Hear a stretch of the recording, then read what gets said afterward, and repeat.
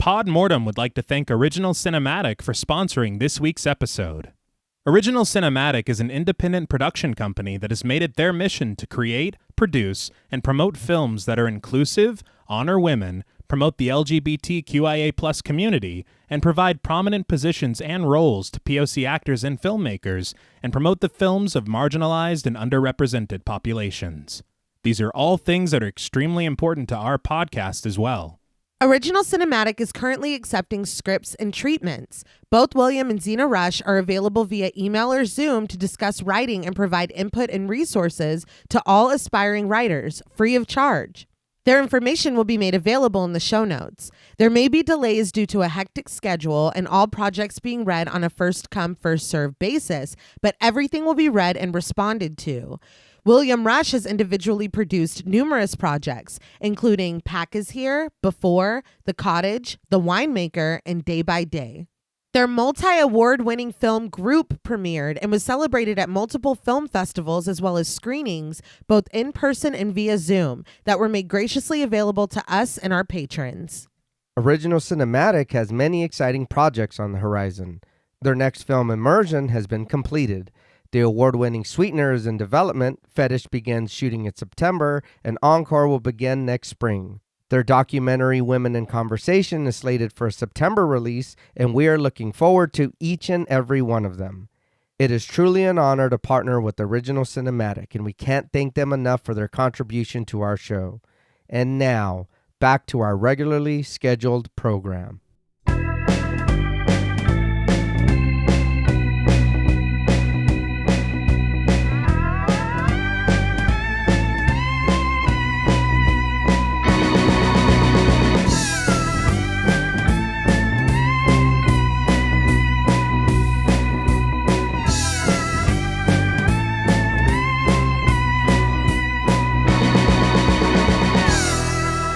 Salutations! Welcome to Pod Mortem. I'm Reneé Hunter-Vasquez, joined as always by my co-host, my husband, and my brother. Hi, I'm John Paul Vasquez. Hi, I'm Travis Hunter-Sayapin. This week, we're recording live from the guest room of our new friend's house, discussing the 2022 psychological horror film, Speak No Evil. This film was directed by Christian Tafdrup and written by Tafdrup and Mads Tafdrup. In his third film, Tafdrup partnered with his brother in writing something of a cautionary tale, warning against the nightmarish outcomes of Scandinavian politeness. Steeped in tension and discomfort, Speak No Evil is equally horrifying and frustrating, with both mad and maddening characters that force us to take a closer look at societal expectation and the toll it takes on our personal autonomy and instincts. Whether you love it or hate it, Speak No Evil certainly takes its discourse past friendly conversation. This film was suggested to us by friends of the show, Sandra Escalera, Malik Caselli-Armstrong, Daniel Mahoney, Gilly Savard, Wholesome Chaotic, Kobe, and Mercedes X Bleeple. We want to thank them all for their support as well as this suggestion. This film was also the winner of our June Patreon poll, so thank you to all of our patrons who participated and voted. If you want to help us pick an episode, join us on Patreon at patreon.com/thepodmortem. So, what did you guys think of Speak No Evil the first time you saw it? I remember, babe, you made me watch this movie. You asked me to watch it. I did. Yeah. However you want to phrase it. But I remember watching it and being angry.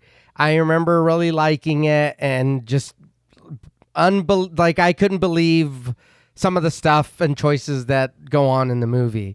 Not in like a bad way, but just like I was like, oh my God, what's going on? Watching it for the show, I still did enjoy it. I was still angry, but I do have more things that I'm angry about because, again, watching it for the show, we're noticing everything. We're breaking it down, going through the scenes, and the movie does exactly what it's supposed to do. And for that, I give it its props. I did feel something, and it was, again, surprise. It was anger. It was just kind of confusion, just like, what the hell's going on? But damn, what an interesting movie. What a really interesting movie and story to tell. And it's good. It is good. You are, I think, everybody's going to get angry watching this. Yeah. But, I mean, it is good. I completely agree. I feel like, if I'm not mistaken, I remember this film kind of had a moment where it was like everybody was talking about it, and it was like, you got to see it because you kind of can't believe how far they go or what the narrative kind of concludes with. And so I remember us talking about it. I don't remember the first time watching it exactly, but I do remember how I felt after. Yeah. And for you to say frustrated in your first impressions and Nate to say frustrated in the intro, I think that is absolutely correct. Fair word, yeah. And even so, returning to it now and watching it a little more in depth this time around for the show, again, that is really what I come away with majorly. Yeah. And it's for different reasons, I think. I think that part of it is successful on the part of the filmmakers. Right. Because they do have to craft these moments in order to inspire this feeling out of you. Yeah. But then at the same time, there are certain moments where it's like, you know what?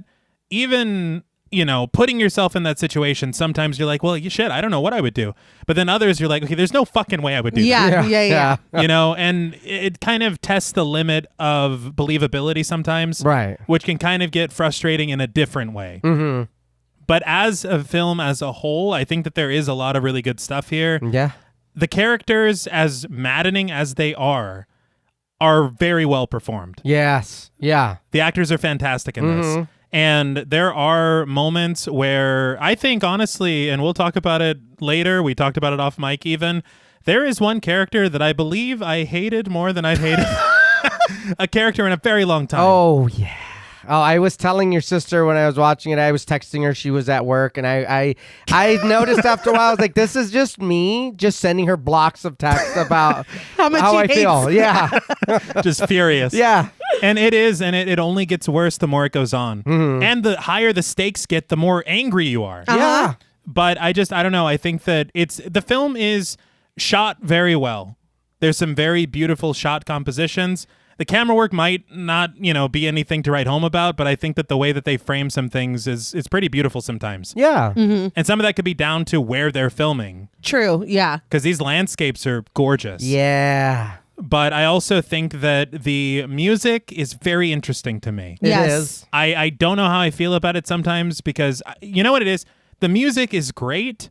The placement of it can be a little confusing. Yeah, I was going to wait a little bit, but since you said it also, I don't know. It is interesting. I think interesting is the word for it. Okay. Because, I think that's what's so odd to me is that it's not like, oh, this isn't good. Doing a little research on it, there is some idea behind the placement of it, but even so, you're like, I don't know. Yeah. I don't know. But no, I do come away from this film frustrated, but it is something that I think is well worth watching because it is telling such a different and bleak story in an interesting way that you honestly never could have predicted it going this way. Yeah. And I think that's something to commend. Yeah, this one is a rough one. My friend Sandra recommended this to me. I had never even heard of it before when it had first, it had to be when it first hit Shudder. And she is a fellow lover of bleak film. And so if she says that something is fucked up or that it's dark, I am inclined to believe her. I rushed my happy little ass to the TV and I watched it and I was speechless. I was angry. I was frustrated and I was shocked. And that's why I did politely ask you You did. to watch it with me because I think that that's how I process films that I feel very strongly about. I'm like, I need someone to watch this with me immediately. I need to share this with somebody right now. And so I watched it those 2 times. I watched it again before I started scripting it. And then I watched it to script it. So I've watched this 4 times now. And I think that with the foresight, seeing where it ends up, there are moments of nuance that you kind of pick up as far as, oh, that's what they were doing when they did that. Or that lays groundwork for, whatever. I think it is written very well in that way and written in a very interesting way that it's difficult, right? Because it does make you look at yourself. And I'm going to get into the production, and that was very intentional on Tafdrup's part, was that he wanted us to all look at ourselves and question, what would we do? How far do you go under the guise of politeness. Right. You know, when is it okay to ruin the fun or to risk insulting someone in their own home? Or, you know what I mean? When somebody is accommodating you, you feel this natural pull to, well, I don't even really like green beans, but that's what they made, so I'll eat a little bit, or you know what I mean? Just like this politeness of, you don't sit down at somebody's table and say, I don't like broccoli. Like, you just don't do that. There's things that, you know, societally you're expected to take a couple bites of the broccoli and just fucking say thank you. And so it's like, how far does that go? You know what I mean? How deeply ingrained is that in us? Yeah. How far do we let somebody push us before we say, look, I don't fucking care if this is rude. Stop doing that. Yeah. And for some people in the film. The line is very far. The line is further for some than others. Yeah. But I think that, you know, that is the interesting thing about this, is because we can all say there are so many things that, well, no, I would have beat their ass or blah, blah, blah. But it's like, would you really? Right. Yeah. You know, and after a certain point, yes, of course you would. Most people would. But I think that our line in our minds is different than maybe it would be in real life. And I think that this film kind of makes you look at that and explore that in a very interesting way. And maybe even, you know, he did say it was a cautionary tale. Maybe it is. That it's like, dude, you know, I'm not slipping on the banana peel. I'm not getting on the slippery slope of, if I say yes to this, then, you know, if you give a mouse a cookie. Yeah. I'm not giving the mouse the fucking cookie. You know what I mean? I just feel like maybe it's kind of the perfect time for this film, because I think social media has turned everyone into a Monday morning quarterback. Yeah. Oh, yeah. Yeah. And so having this as, like, you know, putting yourself into their shoes, how far would you allow? Yeah. Yeah, you got to stop being nice and start getting real. Yes. Exactly. Exactly. But this was the winner of my birthday Patreon poll. Yeah. And when I was cultivating the poll, I just really, I included films that I think there is a good conversation to be had after you've seen them. Okay. And this, I think, definitely fits the bill. I was a little surprised that it won. Me too. But I'm glad that it did, because Yeah. it's a lot. It is a lot. But before we get into it, obviously we do want to talk a little bit about the production. I got my information for the Speak No Evil episode from AP News and multiple interviews from Entertainment Weekly, RogerEbert.com, TheYoungFolks.com, Any Good Films, Filmmaker Magazine, Witty Whittier, Fresh Fiction, and FilmTalk.org. Okay. So the initial inspiration for this film came when Danish director Christian Tafdrup was about 12 years old. He and his brother Mads, co-writer of the film, were on vacation with their parents in Tuscany. His parents meet and hit it off with a German couple that also had children, and they ended up spending the rest of the vacation hanging out with this family. They reconnected and traveled to stay with the family in Germany for 3 days. They ended up being 3 very long days, and the family was just not as cool as they had seemed to be in Italy. Nothing especially nefarious, but they just didn't vibe. And Tafdrup pointed out that when you're on vacation, you're the best version of yourself. And it just wasn't the same when they met up for this awkward long weekend. Yeah. Fast forward into the future, when Tafdrup is an adult and on vacation in Tuscany, Italy, with his girlfriend and their daughter. They meet a Dutch couple that also had daughters, and they end up hitting it off and hanging out for the rest of the vacation. After they return back home to Copenhagen, they receive an email from that Dutch couple inviting Tafdrup and his family to come and spend a weekend with them in Holland. He and his girlfriend thought about it for a little bit, but Tafdrup remembered that experience as a kid and was like, nah, we probably shouldn't go. He talks to his brother about it, and they're reminiscing about that trip to Germany that they took as children. And they wondered, what if that Dutch couple was even worse? They started to joke about scenarios that could have happened if Tafdrup and his family did go on the trip. Eventually, they realized that this could be an interesting story or even a movie. And they're getting more and more outlandish and comedic with what might have happened in this Dutch home. As the situations they thought of got funnier and funnier, Tafdrup decided that comedy was too easy. So the brothers started to wonder, what's the worst thing that could have happened? Oh. In multiple interviews, Tafdrup admitted that he was not a big consumer of horror. that his favorite horror films are Rosemary's Baby, The Exorcist, and Don't Look Now, films that he deemed as unnerving and artistic. It's just funny to me that he's like, I'm not a big consumer of horror, but my favorites are the classics. Yeah. The best known horror films. Well, he you said that he just does not like jump scares. He doesn't like so cheesy, modern horror. or Yeah, even like okay. B horror. Like he doesn't wow. like. Yeah, he was like, it's just not my style. Uh-huh. So while he took inspiration from those films, the thought of writing horror intimidated both him and Mads. So to further inspire themselves, they posed a question: what if this film were being made in South Korea? Tafdrup reasons that in South Korean films, you walk away never quite knowing what the genre was through the blends of horror and black comedy and drama. Not staying constricted kept them from picking the most obvious ideas just to keep it under the horror umbrella. Mm-hmm.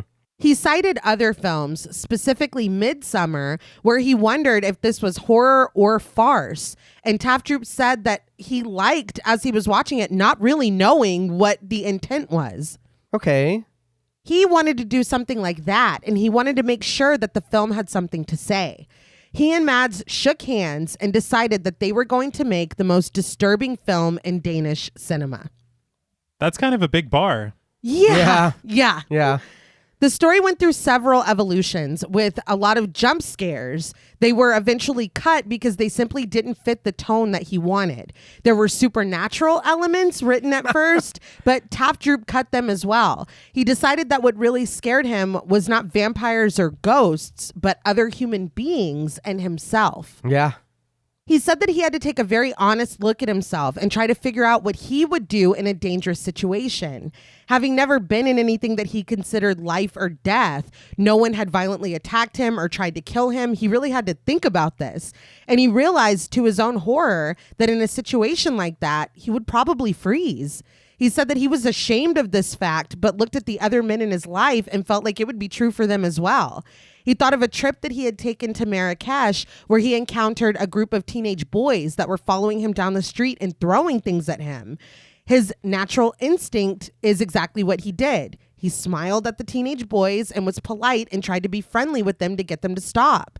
He reflected that as a civilized society, these are the tools that a lot of us use. And he referred to Scandinavian politeness and how its practice and expectation basically forces people to ignore their own natural instincts, which we should all be relying on instead. So Christian and Mads Tafdrup write Speak No Evil over the next 4 years. Wow. Yeah. They had fun writing in the different languages because there are several languages featured in the film, and said that they actually wrote the entire screenplay in English and then had to have a translator come and fix it up for them. Oh, wow. But once it was finished, they start shopping it around. Tafdrup said that when you're making a film in Denmark, most of your funding is going to come from the Danish Film Institute, but you have to try to find more funding yourself. He said that they went to so many sources to get this funding and were told repeatedly that they needed to change the last 20 pages. I'm not surprised. Yeah. Actors were even canceling their auditions once they got to the end of the script for the same reason. The brothers were told repeatedly that this ending was just not going to work. So they sat down and tried to write something different and felt like nothing else did work. They reminded each other of that promise to make the most disturbing film in Danish cinema, and they dug their feet in and ended up eventually getting their funding.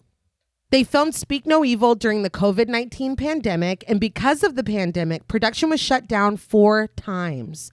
Tafdrup said that it took them 12 months to complete 7 weeks of shooting because of the shutdowns and delays. Wow. Man. Yeah.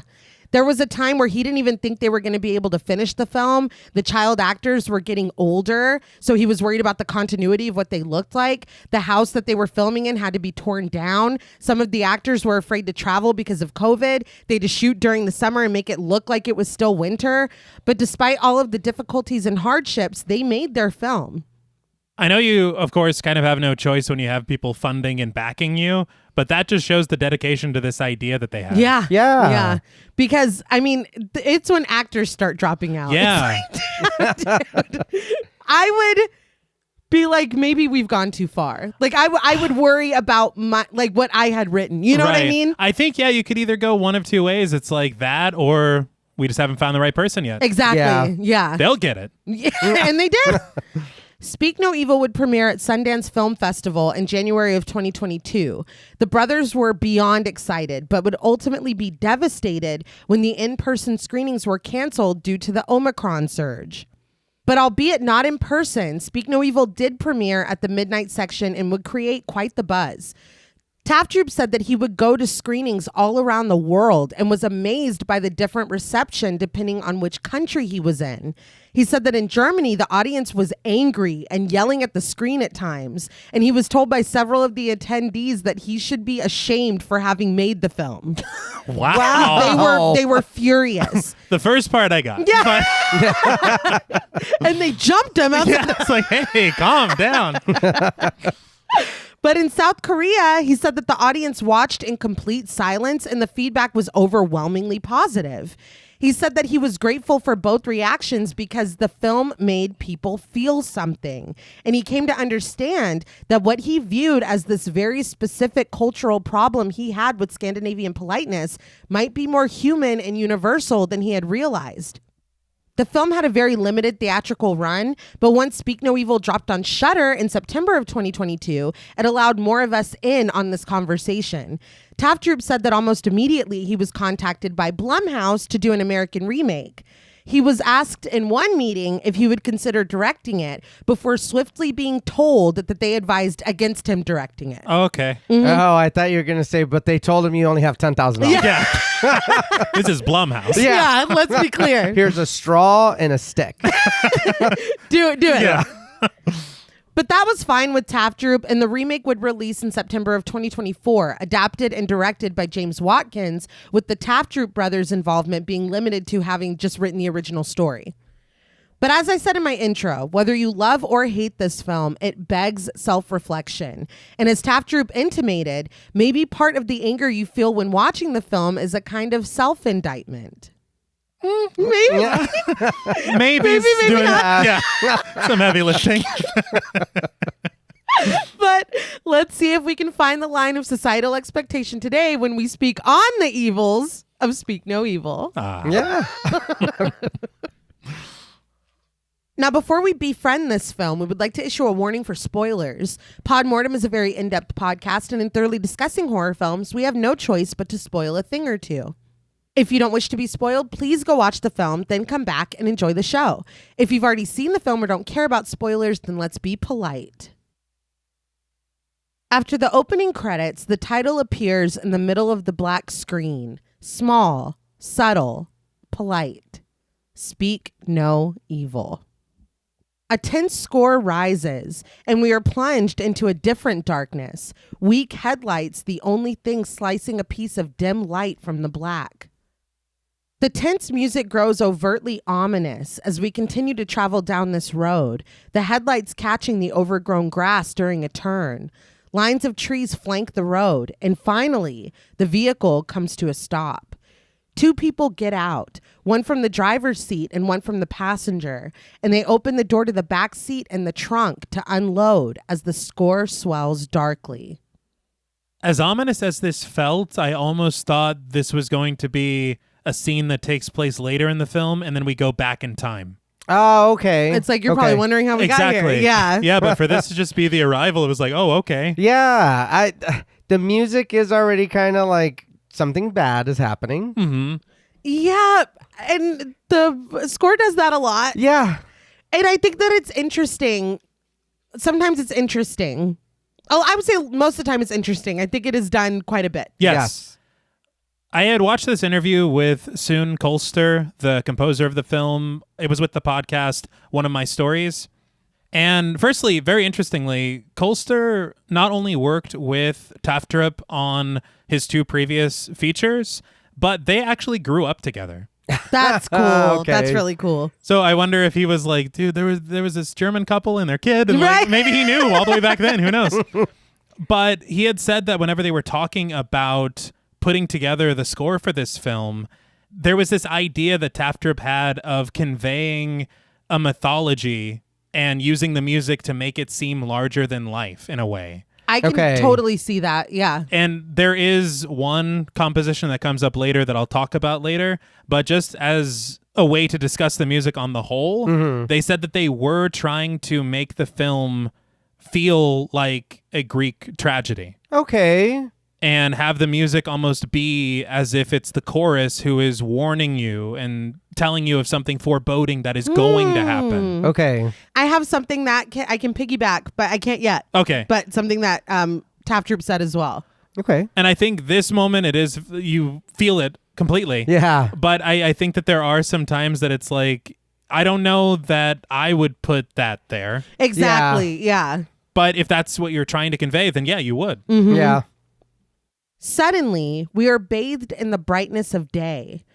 A child, Agnes, played by Leva Forsberry, paces in her bathing suit outside of a sparkling pool in beautiful Tuscany, Italy, her blonde hair flat from the water.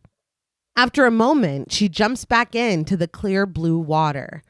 Her mother, Louise, played by Xxena Rush, sits nearby in her bathing suit on a lounger, watching from behind sunglasses with her phone in her hand. When Agnes splashes into the water, Louise looks over at her husband, and we pan with her, following her gaze to find Bjorn, played by Morten Theme, sitting shirtless on his own lounger and reading Open by Andre Agassi through his sunglasses. I was hoping to find some meaning in why this is he's reading, because we see it more than once, but I don't know why. Well, maybe it just means that he's too open to what people are. Maybe. So Morten Theme and Xxena Rush were the first people to come in and audition for the roles of Bjorn and Louise. They were theater actors and had much more experience there than they had in front of the camera, but Tafdrup never forgot about them. A lot of other actors came in to read, some of them much more well-known in Denmark, but Tafdrup came back to them because he just thought that they were perfect. And coincidentally, Tafdrup said that he didn't know Morten Theme really, but that he did date his sister when they were younger. Oh, wow. What the hell? In the interview, and Morten Theme is like, yeah. I forgot about that. A man approaches, blurry at first before coming into focus. Patrick, played by Fadia Van Huet, excuses himself politely in English before asking if the chair next to Bjorn is taken. Bjorn sits up immediately and sets his book down, offering, sure. He removes his daughter's belongings, her towel and book, and sets them at the end of his own lounger.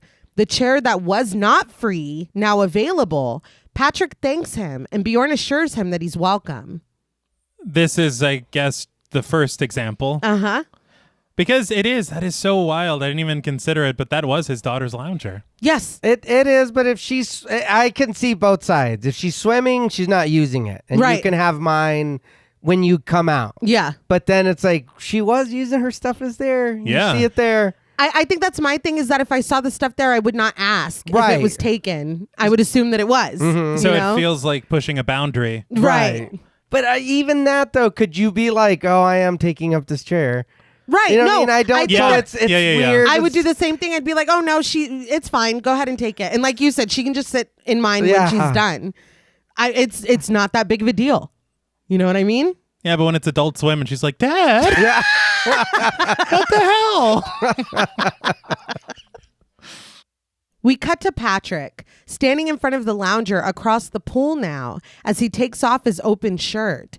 He says something in quiet Dutch to his family before jumping in the water. His young son watches him from the side of the pool with the floaty around his waist. Agnes sits quietly on the edge of the pool, her head turned in this family's direction. That night, in their hotel room, Louise tells Agnes that they're leaving. She instructs the babysitter, played by Ilaria Di Raimo, to please not give Agnes apple juice before bedtime. Having been given this instruction in English, the Italian babysitter misunderstands. Yes, apple juice, like the other night. Bjorn corrects her from the doorway. No apple juice. Louise agrees. It's just too much sugar. The babysitter understands now, and they trade friendly goodbyes. Louise tells Agnes that they'll see her later, and Louise and Bjorn depart. Returning to this scene, us discussing it now, the first time I hadn't caught it, but it does provide kind of an interesting contrast for a very similar scene that comes later. Okay. And also as the majority of the film unfolds, too. Yeah. Okay. He's puzzling. Yes. Yeah. Yes. On the way down the stairs, Bjorn petitions his wife's agreement to not sit next to Derek and Hannah tonight. He's fed up with their cooking class. Louise chuckles at this. But when we cut to a beautiful outdoor dinner, despite the table being quite long and populated with many people, Bjorn and Louise are seated right across from Derek and Hannah, played by Adrienne Blanchard and Serena Maria Rauza. Now, how did you let that happen? Yeah. Derek boasts that they made ravioli today, and he thinks there were bits of sausages inside of it. Louise chews her food, nodding politely at the right times, but Bjorn stares at him flatly. Derek advises that they should really come with them tomorrow because he thinks they're going to be making gnocchi. Hannah nods with a smile, but to Bjorn's relief, Derek is cut off when someone at the far end of the table clinks their cutlery against their glass. The guests' heads turn to face him as he stands. It's Patrick. He speaks in English when he apologizes for bothering the table during this very lovely dinner. He only wants to say two things. First, he hopes that he didn't wake them up because the banging on the door they heard last night, that was him. They couldn't find their way, so they were very late, and he's sorry. Everyone chuckles at this admission, including Louise and Bjorn. Patrick continues that they don't know each other, which is the way it goes on holidays, but he wants to meet them because they're all so nice and beautiful. He raises his glass in a toast to them, to Italy, of course, to the food, of course, and to love. This is a success, resulting in the twinkling of clinking glasses along the long table and cries of "to love" and "salud." What a personable guy. Yeah, what a peach. I was going to ask, would this be one of those things where it's like, that's kind of cringy, or it's like, oh no, what a great guy. Like, would you really be like, dude, we're all sitting here talking. What the fuck are you talking about? I don't know you. I would think it was cute, especially if he's like, I probably disturbed a lot of these people last night since we got here late. Yeah, I'd be like, well, that was nice of him, especially if we got woken up last night when they came in or whatever. I'd be like, that was nice. So anyway, what about the gnocchi or whatever? But I wouldn't think it was weird. I am kind of impressed by people who are very like you that can talk to anybody or like aren't like, I'm impressed by that because that's just not how I am. But I don't know if I'd ever get up and do that. I was gonna say I think that it's the only thing that sells it is the level of confidence that he presents it with. Yes, that I will give you. Yeah. That I will give you. Because he does seem very personable. Right. And remember on Mad Men when Don Draper gave that guy an excuse to get out of getting in trouble at the last meeting? Yeah. And then he does exactly what Don says, but it doesn't work because he doesn't have that he's not confidence. Don. Yeah. And so I think if anybody else had said it, there's something about Patrick that's just magnetic, I guess. Yeah. Okay. After dinner, the guests are treated to a performance.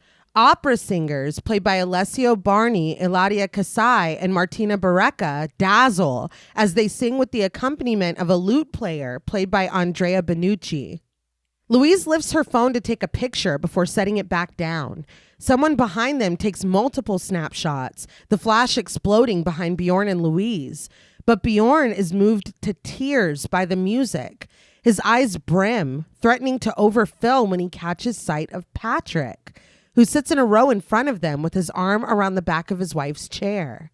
His eyes are on Bjorn, and when he lifts his wine glass in a token of esteem, Bjorn returns the gesture with his own glass, his brow creasing briefly in confusion as he takes a drink. Now that I think would be a little puzzling to me. Yes. Oh, yeah. Because the toast was for everyone. Right. And now Why we're are you looking centered at on me. Yeah. And it is because it's not like you guys had this really like great interaction or conversation by the pool. No. Like it was literally, can I use that? All right, thanks, bye. So there is really no reason for you to be looking at me like we have a connection or something. Yeah. And he's turned around. Yeah. Yeah. That night, as Bjorn lies in bed with his sleeping wife and daughter beside him, his eyes traveled the length of the ornate ceiling. He traces the angelic carvings above him before going to stand at the open window.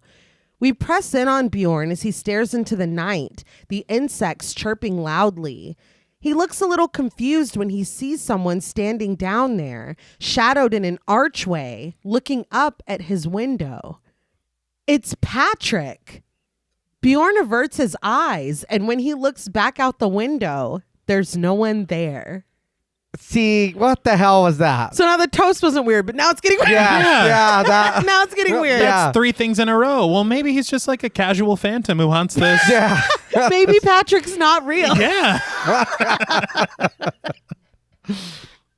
The next morning, Bjorn and Louise stand on the street looking at a board of locations with Agnes standing in between them. They speak to each other in Danish. When Bjorn considers that one activity seems a little touristy, his wife reminds him that they are tourists too. As people pass by them on their own daily trajectories, Agnes calls for her father, but Bjorn is busy talking to Louise. He relents that they can pick that then, but Louise proposes, or we can find another place. Agnes calls him again, louder this time, earning admonishment from her mother when she tells her not to shout. This kind of, it plants a little bit of a seed into your mind as far as Bjorn is concerned. Yeah. Because why don't you want to be perceived as exactly what you are? Like, you are a tourist. It's fine to do touristy things. Yeah. That's pretty astute, because I kind of feel like that's a lot of Bjorn's problem. Yeah. Agnes reveals that she can't find Ninus. Bjorn snaps at her. Damn it, she's supposed to take care of that bunny. But Louise tells him not to talk like that. Bjorn sighs and looks down at Agnes with his hands on his hips before throwing his arms up in defeat. Muttering, God damn it, he goes back the way they came. He walks through the beautiful Italian streets, stopping to ask locals, communicating the best that he can, asking if they've seen a bunny. They haven't. Bjorn continues to search, finally finding Ninus, the stuffed bunny, propped up on a wall overlooking the countryside. Bjorn snatches up the bunny, but takes a moment to admire the scenery, a reward for his frustrating side quest. Ninus just wanted to get away. Let him. Yeah, it's like but I'm like, dude, this is very important, firstly. Yeah, that's true. But it's like, if you care about that goddamn thing, Yeah. Hey, you need to hold on to it. I'm Luis when it comes to fucking going out of town on trips or vacation. I tell the kids all the time, you better make sure and put it somewhere you can find it. Or else it's gone. Yeah, Yeah. If we leave it, it's just gone. Dude, he went on a trek. Yeah, he did. Yeah. Yeah, she left him behind a while ago. When he returns to Louise and Agnes, he finds them standing with Patrick and his family in the street. Louise is giggling as she and Patrick commiserate over the hot weather in English. Bjorn proudly presents the bunny to Agnes. When Louise introduces Bjorn to Patrick, they shake hands, but Bjorn reminds him with a smile that they already met at the villa. He reaches past Patrick to shake the hand of his wife, Karen, played by Karina Smolders. Louise apologizes for forgetting to introduce herself. She shares hers and Agnes's names before asking the name of Patrick and Karen's son.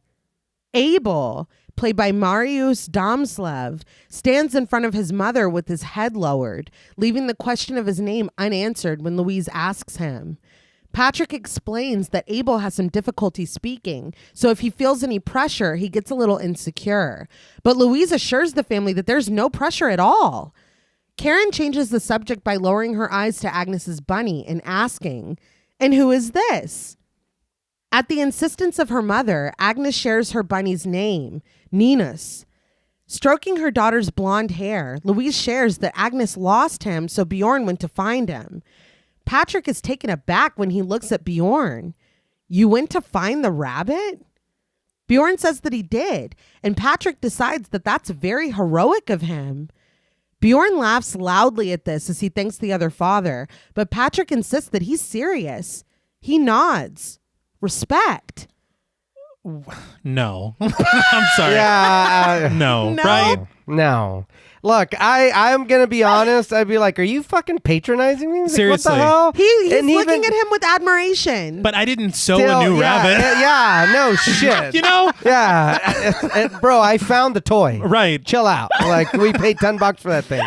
Like, Bjorn smiles as he lets the compliment settle in. He thanks Patrick, and Patrick tells Bjorn that he's welcome before broaching.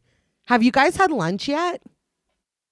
So in contrast to Morten Bouillon and Sidsel Seam Koch not having much experience in front of the camera, Tafdrup said that Fedja van Huet and Carina Smulders are huge stars in the Netherlands. Oh. okay. That they were initially hesitant to do the film because of the tone of it and Okay. the things that happen in it. But they believed in it and were intrigued by it, so that they stayed on.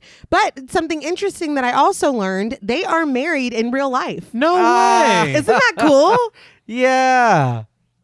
The two families sit together at a restaurant table. When Louise asks where they're from, Karen reveals that they live in the southern part of Holland. Patrick adds that it's the countryside, a beautiful area. Louise gushes that she would love to live outside the city and be closer to nature. So Karen proposes that they come and visit them. Louise thinks that would be great. But before she can say anything further, she's interrupted by the waiter who delivers her vegetarian lasagna. Once Louise confirms again to be sure it's vegetarian, she thanks him gratefully. Bjorn beams as his tagliatelle is set in front of him. But as the margarita pizza is set down on his end of the table, Patrick's eyes are on Louise. He asks her, "You're vegetarian?" Cutting into her lasagna, Louise confirms that she is. She does eat fish, but yes, she's a vegetarian. Patrick commends her. That is so good. They could all learn from her. It's so good for the environment. Louise smiles and thanks him for the praise. It's very politician, Yes. Yeah. where you're trying to appeal or To everyone. Exactly. Yeah. The server returns with Patrick's poposo, and Patrick thanks him in Italian before telling his new friends that he is starving. Bjorn chuckles that it looks good, and Patrick agrees as he spears a piece of stewed beef with his fork. Bjorn muses that he actually thinks Dutch and Danish people are very similar. Karen agrees with a smile. So we're the same. As the kids quietly chew their spaghetti, Bjorn explains, they really are alike in so many ways. The same humor, the same culture. Louise agrees, nodding that at least they have more in common with people from Holland than with Swedish people. I was like, what is going on? Yeah, no. What is going on? these European intricacies that Yes. I don't understand. Patrick is so glad to hear Louise say that. He had a Swedish colleague when he worked for Médecins Sans Frontières, so like Doctors Without Borders. Yeah. Louise is impressed. You're a doctor? Patrick dismisses this with a casual yes before getting back to his Swedish colleague, who was just the most boring and politically correct man he'd ever met in his life. Bjorn is very tickled by this. That night, the group's children are playing just beyond the awning that covers the spanning dinner table. But this time, to Bjorn's delight, he and Louise are not seated across from Derek and Hannah, but Patrick and Karen. They drink and laugh as they flow through their conversation. Poor Derek and Hannah. Yeah. They just wanted to cook, man.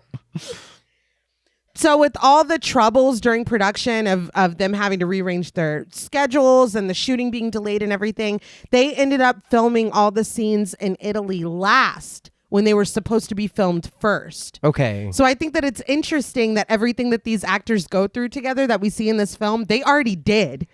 Oh, shit. Yeah, they already filmed that. And now they came back and did the meet cute. Like I find that very interesting. Yeah. It's a bit of a palate cleanser. Yeah. We cut to a tall apartment building, the lights from the windows shining through the night's darkness. Inside, Louise leads her family past the mailboxes, cradling boxes of pizza as she instructs Agnes that she needs to brush her teeth and get her pajamas on. It got a little late.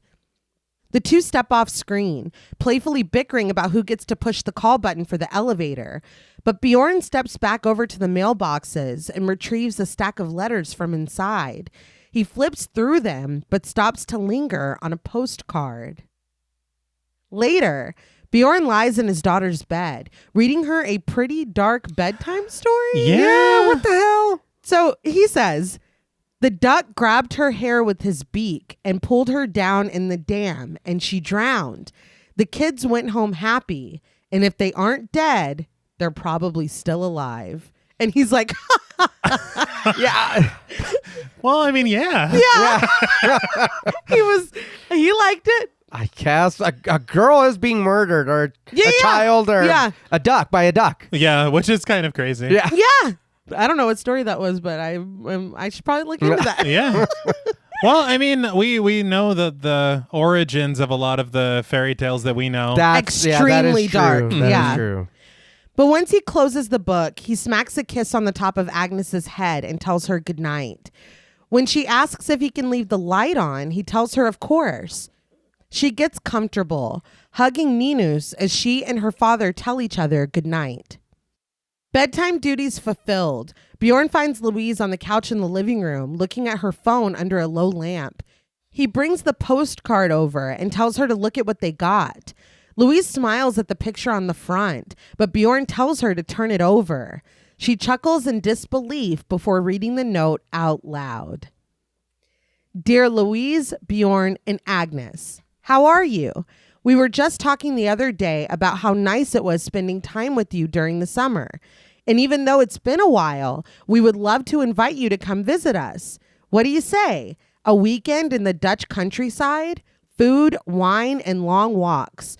Oh, and by the way, Abel keeps mentioning Agnes. It's so funny. He really misses her. All the best from Abel, Patrick, and Karen. Why does he get first billing? Like he really misses her, dude. He really misses you guys. Bjorn is all smiles as she reads this message. And when he asserts that that's nice of them, Louise agrees. But then he broaches. Wouldn't that be fun? Louise reasons that it might be a little long to spend with people they barely know. She hands the postcard back to her husband, and by the time he takes it, Louise has already moved on and is looking down at her phone. Agnes needs new boots, and she was thinking of getting these. She shows Bjorn her phone, and he absently agrees as he sinks down into a chair. Still scrolling, Louise thinks that they might need to get Agnes a light jacket too before it gets really cold. But Bjorn is just looking at the postcard. Later, he sips from a glass of wine and stares through the window, his reflection strange and distorted. I completely agree with Louise. Yes. Yeah. I feel like there is a middle ground that you could maybe reach and get like a hotel there. That's what I was going to say. Hey, why don't we go have a vacation at the same hotel or the same spot? We can still be together. Right. And you can even go see their house and everything, but just not live there. Yeah. The score is overtly menacing when Louise and Bjorn attend Agnes's choir recital. Though we can't hear it, Louise dances along in her seat and snaps pictures with her phone, applauding at the appropriate times. But Bjorn looks vacant until it's time to politely clap. So there is kind of a wild story about the score in this section. Okay. Because I guess whenever the film was shown for the first time or whenever it was fully completed, the kids are performing California Dreaming. And it was in the film. That was what was in the film. Really? Okay. Yeah. And so Colster, the composer, and Tafdrup talked about it, and they're like, well, maybe we could use this almost as more of that foreboding and like forewarning thing that we were talking about. Yeah. And so they decided, because Colster had been a huge fan of, I believe it's a composer called Claudio Monteverdi, and he had written operas in the 18th century. Okay. And there was a composition that Tafdrup found that Colster had never heard of before. And once he found it, it's like, oh, this is gorgeous. This has to be it. But the thing is Tafdrup wanted to use that exact version that they had found. But Colster was like, I agree we should use it, but I want to rearrange it and reorchestrate the music around it. Right. So that it better fits the score that I've already started composing for this. Yeah. And he's like, okay, if you can do it better than what I found, then we'll do it. Yeah. So Colster is on a walk in Copenhagen with his wife.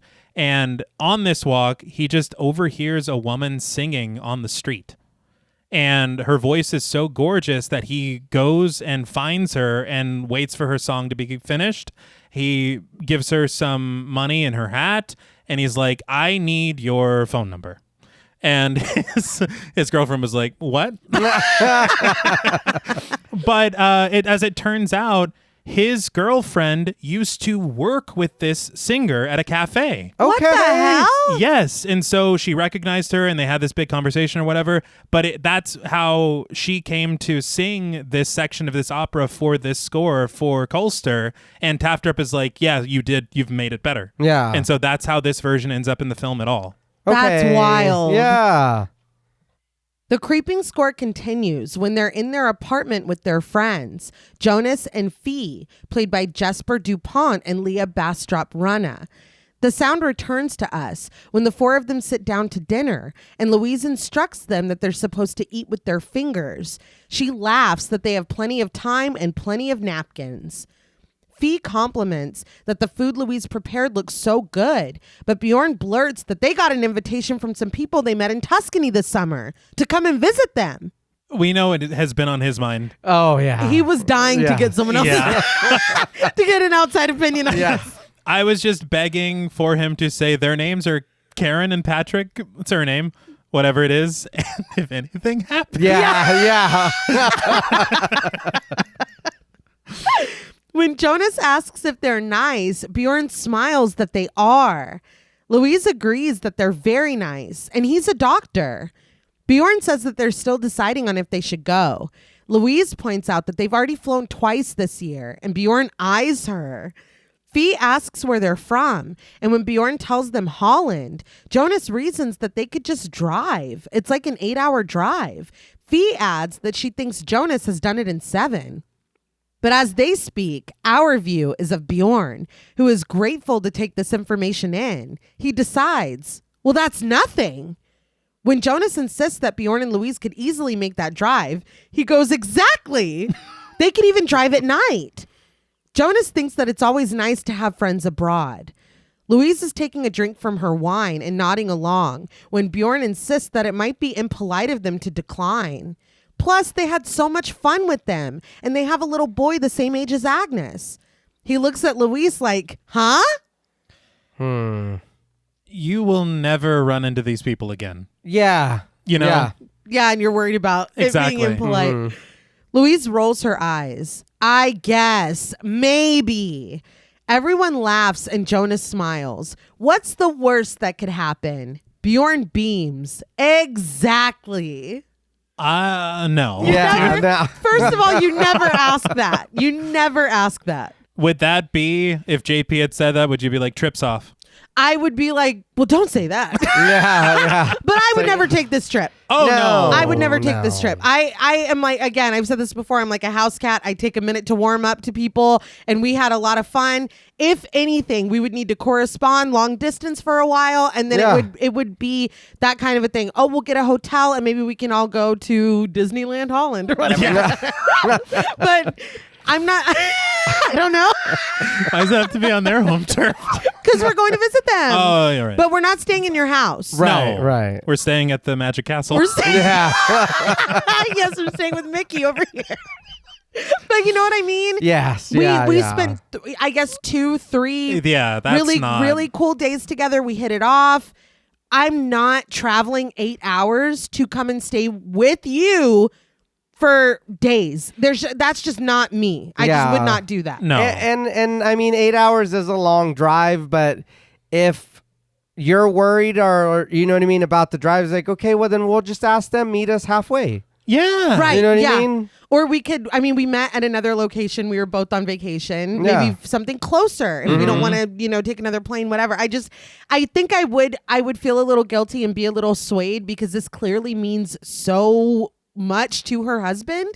So if you were like really wanting to go this badly, I'd be like, fuck, like I could probably be convinced, but there would be, okay, but can we not stay with them? Like there would be something. Yeah. We'd have to make some kind of concession. Yeah, like, because this is so uncomfortable. comfortable. Yeah. And he is so eager. He's very Yes, excited. yeah, That's why it's like he the is. only thing that could sway me is if you were like I really, but he's not even outwardly saying, look, dude, I get it. We don't know them very well, but I really want to go. He's not even outwardly saying that. No. He's even doing it in like this, like, well, if you ask my mom, she'll say yes. Like he's still doing it in this like kind of weak way of like, I'm putting you on the spot. You yes, have to. yes. As soon as you sit down and we got an invitation. Yeah. And He didn't even bring it up It is organically. really, really funny how he's like, okay, so the planes are out. Okay, we drive. 8 Yeah. hours? What's 8 hours? That's nothing. That night, Bjorn is taking care of the dishes when Louise goes to put the leftovers in the fridge, which momentarily bathes her in its cool blue light. She closes the fridge door and we press in on it, where the postcard has been stuck on. We finally see the photo. Karen, Patrick, and Abel, Louise, Bjorn, and Agnes, all posed and scrunched together, smiling for the photo. And again, the score in this section is going up your spine. Yeah. It's Yeah. terrifying. Bjorn and Louise stand at the railing of a ferry as Agnes dances around in the yellow circle on the deck. Finally, the family stands together and watches as the waves below them crash into each other. The dark score fades as Bjorn turns their car onto the other family's property. The score, sometimes I think and like you were saying, I understand why it's there. I do get it. But I think we do it, and I know we said it up top, but there's a lot. Maybe let's get here and not have the music telling me that something's wrong already. That way we can go in here and be like, maybe we were just tripping. Maybe, you know what I mean? Yeah. But it being that way from the ferry, and then we get there and it's like, okay, what are we stepping into? Right. I think it is very interesting to have such a dark score over things that without it would read as innocuous. I think that is because it makes you kind of like paranoid. Like, yeah. It's kind of prickly in a way of like, well, what the fuck? Everything seems fine. Like, what's wrong? Yeah. But it is totally like you're saying it. I think that it's too much, and that it's like when you're playing a game and it's like the enemy's music, and it's like, fuck. You know what I mean? It's like, dude, can I just live in ignorance? Can I get around the corner? Well, because it almost like primes you for what's coming. Exactly, And yeah. then when it happens, it's like, oh, that was shocking, or that was like, damn, but you kind of You already told me that. Yeah, something was happening. That's Yeah. true. We could have hit a save point though before, but I do We think didn't. it's tragic. Yeah. I think that's very fair because it does. I kind of want to live in a moment where Patrick and Karen are not ominous. Right. For sure. But there has not been one moment of being with them where I'm not like, what is up with these guys? Yeah. Once Bjorn parks, deducing that he thinks they're here, Louise eyes the house before reaching into the back seat to gently wake Agnes. Patrick and Karen cheer as they rush out of their front door to greet their friends, overjoyed that they made it. They greet each other with hugs and sentiments that it's so nice to see them again. Louise compliments their home. Inside, she goes to instinctively take her shoes off at the door, but Karen stops her. She can leave them on or take them off. Leave them on, take them off, whatever she wants. Stick them or shoot them. Yeah. She'll leave one on and one off. Louise thanks her with a big smile, and when prompted, she gives Karen her coat to hang up. When Karen apologizes for the mess, Louise dismisses it as nothing, but Karen warns her that it's going to get much worse. I'll be in the car. Driving back to Denmark. No. Like, really? What does that mean? She leads them into the kitchen, and Louise proclaims that it's very comfortable, just the way they like it. She reveals that they've brought them something, a little souvenir from Denmark. She hands over the red gift bag to Karen, who thanks her as she takes it, and Bjorn gives all the glory to Louise for buying it. When Karen asks where Abel is, Patrick thinks he might be downstairs. When he takes out a dish of cut potatoes, Karen boasts that Patrick has been cooking all day. He's making wild boar. Bjorn is like, wow. Louise's smile wavers a bit, but when Karen leads them away to show them the room they'll be staying in, she follows. Karen shows them to their bedroom, and Bjorn and Louise vocalize their appreciation. Karen leads Agnes away with Louise, and Patrick appears at the top of the stairs, inviting Bjorn to have a beer with him. Bjorn accepts with an enthusiastic yes. And when Patrick reveals that he wants to show him his pool, he's like, "You got a pool?" He's captivated. Yeah. You didn't even look at the gift we brought you. You just put it in the chair. Yeah. Then you didn't account for what my wife had said before. She said she was vegan or vegetarian, yeah. and then she does eat fish, but you're just like, check out this fucking pig I got. Yeah. And Bjorn was like, wow. He didn't give it a thought at all. No. Karen has brought Louise and Agnes into Abel's room. He sits quietly on his bed with his back against the wall, looking down at a stuffed animal. When Karen presents Agnes to him, he offers nothing. He just drops his eyes back down to the stuffy. Louise invites Agnes to say hi to Abel, and she does, but he doesn't respond or even look up at her. When Agnes laments to her mother in Danish that he can't remember her, Louise assures her that that's not true. He's just shy. Karen reveals that she made Agnes a little bed. She indicates down on the floor, where a pallet has been made for Agnes here in Abel's room. Louise plasters on a smile to conceal her discomfort, and when Karen asks if Agnes likes it, Louise says brightly that she does. She drops her voice and whispers to her daughter in Danish that they'll figure it out. I would immediately put the kibosh on this. I think I would do it in a way where Agnes is a very troubled sleeper or something like that. Like I wouldn't say she's not sleeping in here. Like I'd be like, no, she sleeps with us, but thank you for thinking of it. Like I would figure out a way that this was never going to happen. Right. So that when it's bedtime, we don't even got to worry about this. We're going to our room. Right. You know what I mean? My thing was, I thought you said that Abel was like excited. Yeah. He couldn't stop talking about Agnes. Yeah. He didn't even want to look at us. Abel's like, and who might you? Yeah.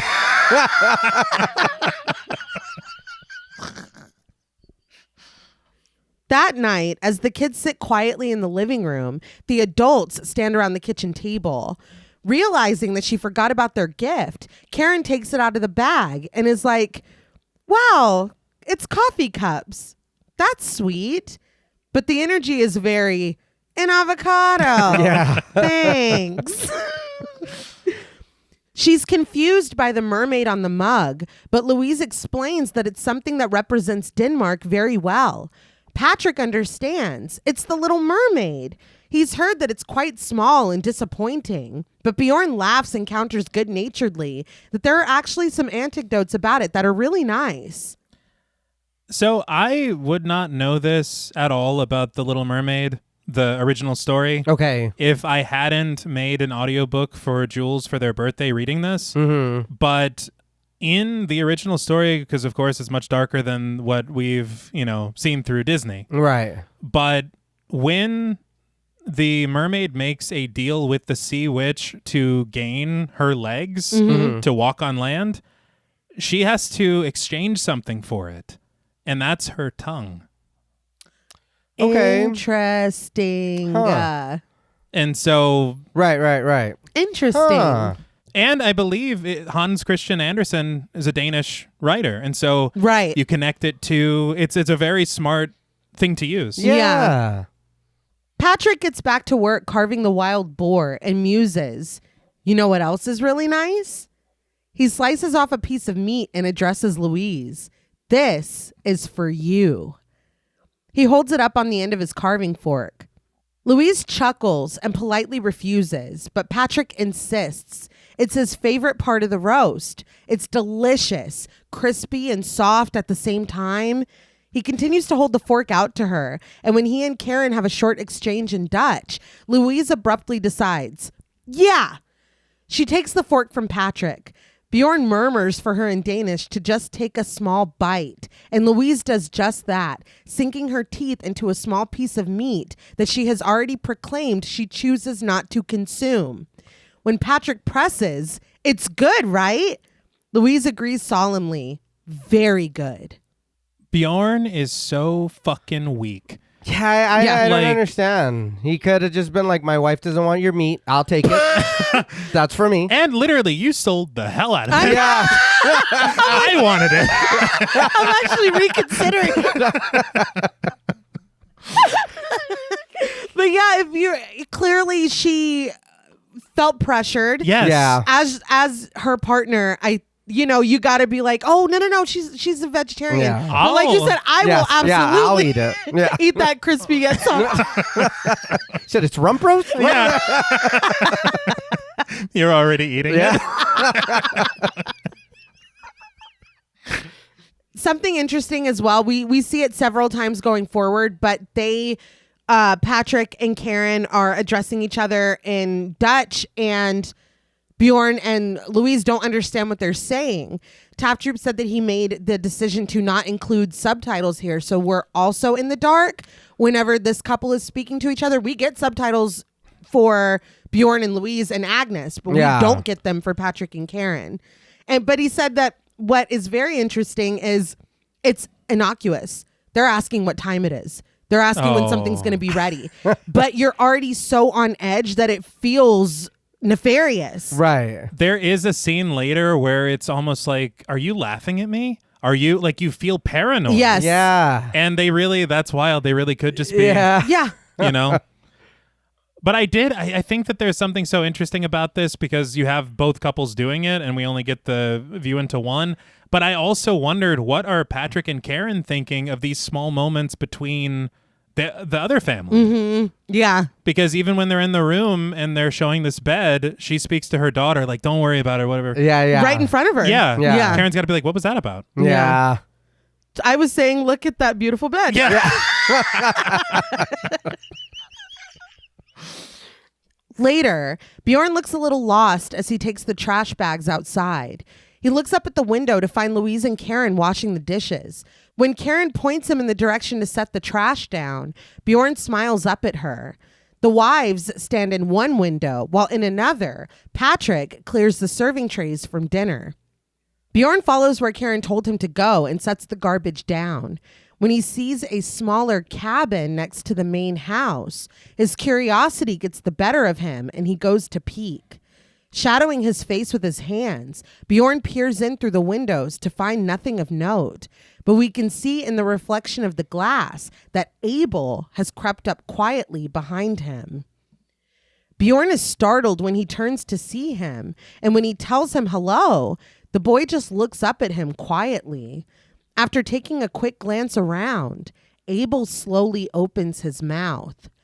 Bjorn stares as Abel opens wide, revealing the inside of his mouth and the complete absence of a tongue. The moment is interrupted when Patrick knocks on the window back at the house and calls out for his son, following up with instruction in Dutch.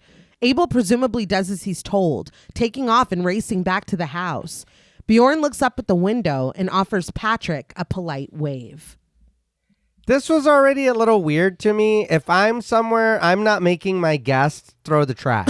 Even if they insist. Yeah. I'm going to be like, no, dude, I got it. Relax. You guys go chill. So true. I didn't even think For him to go do that, it's like, what the hell? What do you like? I get being nice. Yeah. But again, my guest, don't raise a finger, dude. You came to relax, long walks, whatever. Yeah. Why? You drove 8 hours. Yeah. We're not at that level. Yeah. Like, I have friends that I'm very close to, and I am going to help you pick up after we eat. I am going to go put the coffee cups in the sink, whatever. And I don't want to hear it. I'm going to clear it. Mm-hmm. But I don't know. We don't know each other like this. Yeah. I would be like, no, go sit on the couch. We'll clean up. Right, because right. Louise is even helping her do the dishes. Yeah. Yeah. Yeah. I don't know, man. I didn't even clock that. Yeah. And it's something that Reneé had said yesterday whenever we were kind of talking about it. I don't remember this sequence at all. I thought that it was the end of the movie. Me too. Yeah. I did not. Yeah, this is so early. Mm-hmm. I was very shocked. I think this would make me nervous too. Mm-hmm. Seeing this and then Abel coming up behind me and all that. And then it's like, okay, I don't understand what's going on. Mm-hmm. And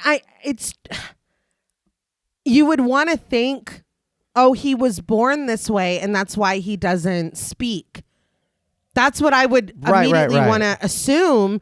But why did you follow me out here? Yeah. Yeah. To show that to me. Yeah. Because he was like, he gets insecure about it or he's self-conscious about it, whatever.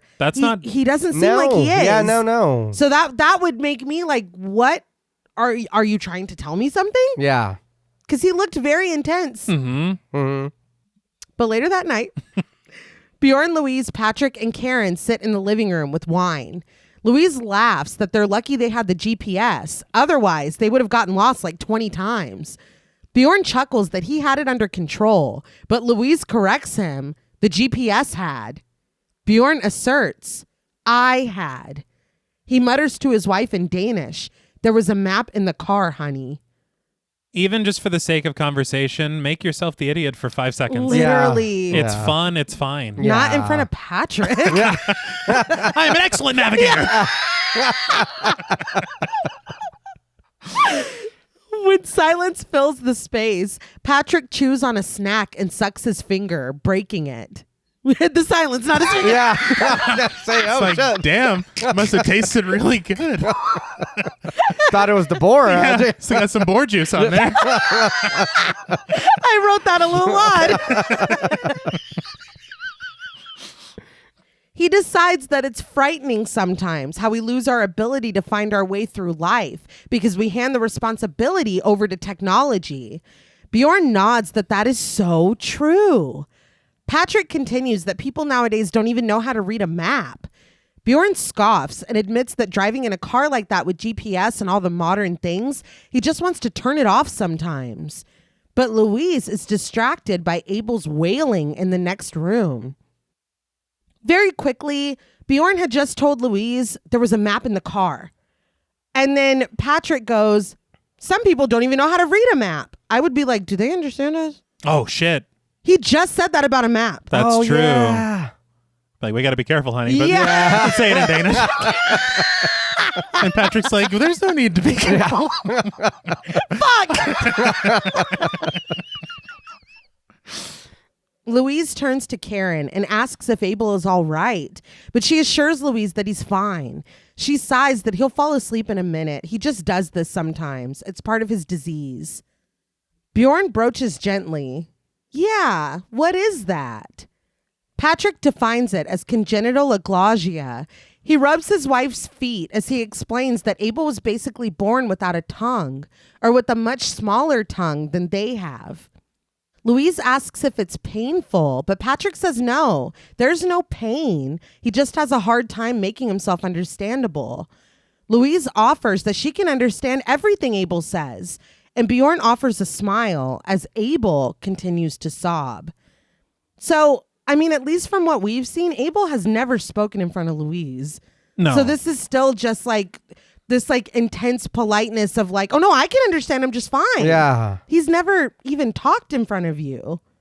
You know what I mean? And there was like a really small reaction from Patrick and Karen when she said that. Like, kind of. Because you're lying. Yeah. You can't understand what you've never heard. Yeah. But, yeah.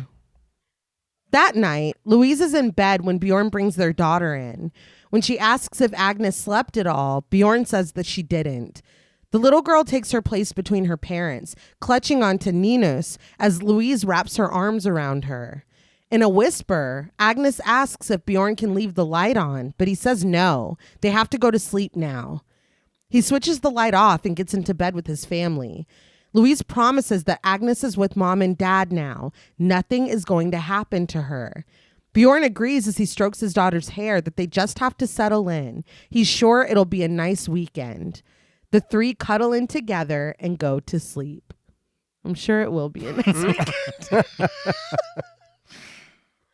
But the ominous score drones in stark objection to this when we find the two families walking across a vast field under a bright blue sky.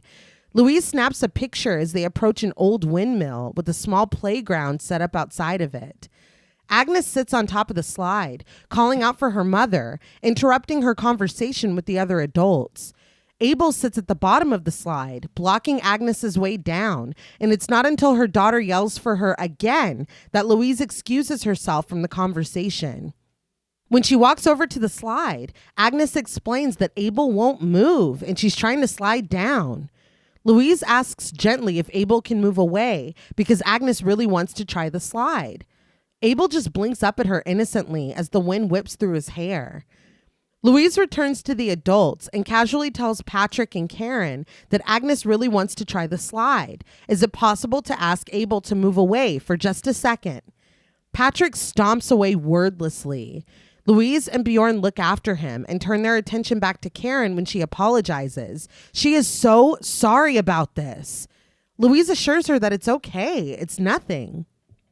She has a small smile when she looks back at the slide, but surprisingly, Patrick yanks Abel up by the hood of his coat and drags him over to stand beneath Agnes. He demands something of his son in Dutch. Bjorn speaks up. It's all right. He doesn't have to. But Patrick insists that Abel wants to apologize. Karen agrees. Yeah, he really wants to.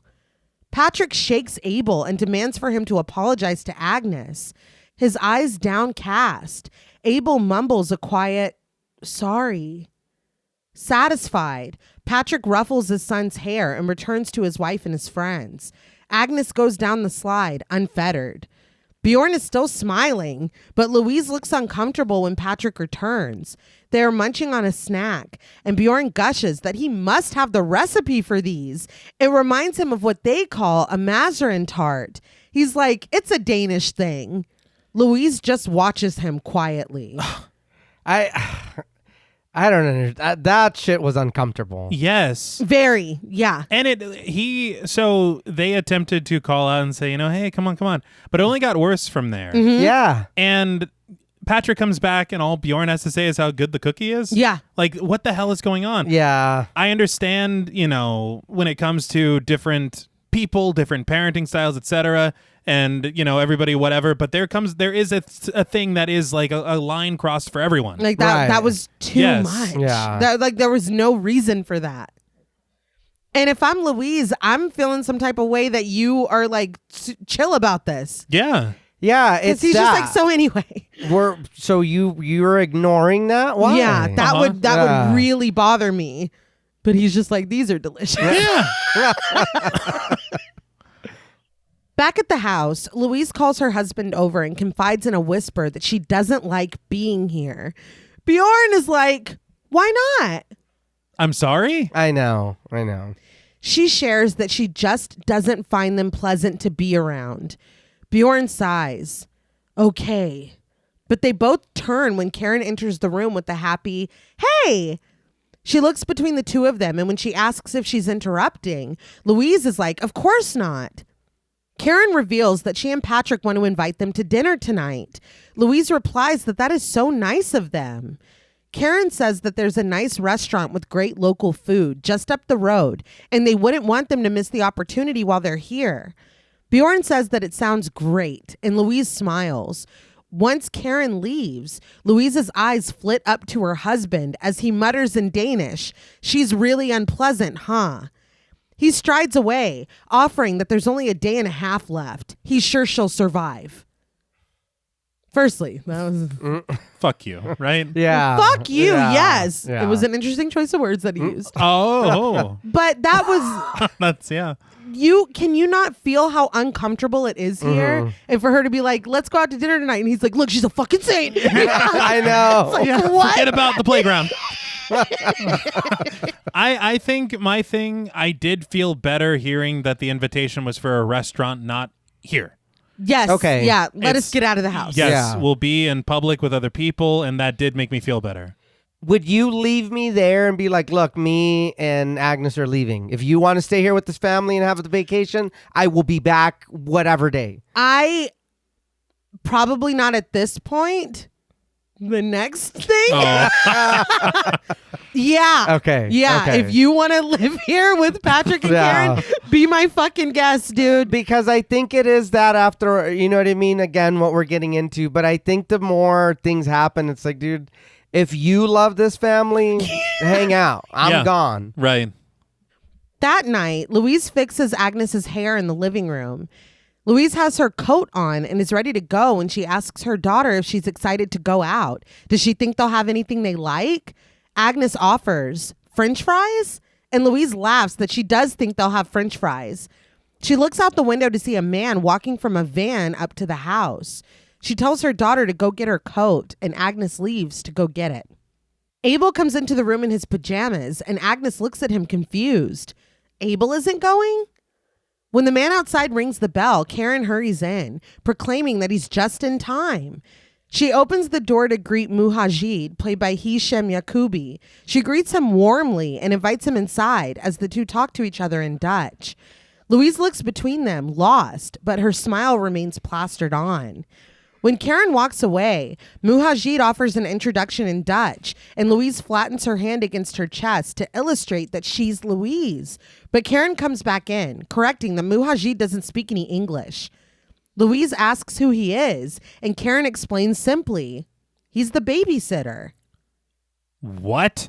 Yeah, that's going to be a no for me, dog. A big fucking no. I thought that it was a precaution and they had hired a driver. Oh, God, Yeah. if only. That's what I had thought had happened. Louise is confused. Patrick passes through, greeting Muhajid on his way out of the front door. Louise clarifies, the kids are coming too, aren't they? Slinging her purse over her shoulder, Karen says no. Tonight is without kids. Didn't she say that? Agnes speaks up, wondering to her mother in Danish if they're leaving soon. Muhajid turns to her with the friendly, "Hallo." He leads her into the next room and immediately starts to perform a magic trick for her. Karen assures Louise that Muhajid is so good with children. The whole neighborhood uses him, and not only because he's cheap. Bjorn has entered and watches this interaction silently. Outside, Patrick honks the horn and yells out that it's time to go. Louise shoots a worried look at their daughter, who is giggling as Muhajid reveals a card from behind her ear. Agnes takes it gleefully. And we cut to Louise, sitting worriedly in the back seat of the car. Look, I am sure Muhajid is a very nice guy. He seems to have a way with children as far as the magic trick is concerned. Mm-hmm. The people around the neighborhood hire him often. Sure. I do not know this man. Yeah. Yeah, I truly, genuinely could not give less of a fuck about any of that. No. Yeah. Well, then he can stay and watch Abel because Agnes is coming with us to dinner. And if no kids can go, I will stay with Agnes, and Bjorn, you can go and be with the people that you clearly want to be with. Yeah. I feel like that's so strange, even if Karen is saying, well, no, this is supposed to be, well, I think I have the right to say where my kid is or isn't. Right. Yeah. But Yeah, I'm saying, yeah. like, if we're going to a bar and they don't allow children, that's the only, okay, well, then I guess I'm not going to go. You know what I mean? Like, I've been superseding the bar as well. my fucking But no, you're probably right. It's like these rules are here for a reason. But that's fair. You're telling me how to parent my child. Shots for everybody. Yeah. I know you're like the owner or whatever. But no, that's But fair. yeah, there's no fucking scenario. I don't No. care where we're going. I don't care how badly I wanted to go. This is a stranger. Yeah. A stranger set up by another near stranger. Mm-hmm. Like, this is mind-boggling. And I've been on Louise's side. Uh-huh. Yeah. But this is fucking insane. Yeah, we're not even close to home. No. No. We can't get back to this house if something happens. We don't know anything. We don't even know where we're going to eat. Yeah. How far how far away we're going to be. Right.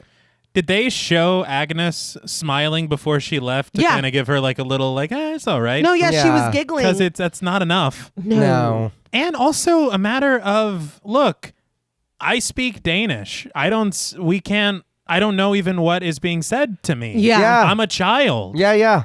Like, It's so many things. Mm-hmm. And I think that and we talked about it off mic before we sat down, but there are certain things where it gets to a point where you're like, this is not believable. yeah. Like, this is so over the top.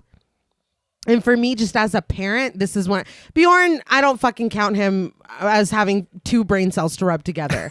But for Louise to comply and leave her daughter with this man, Yeah. this is a little beyond for me. Where Oh, it's yeah. like, that doesn't even seem true of the character that we know thus far Right. from her.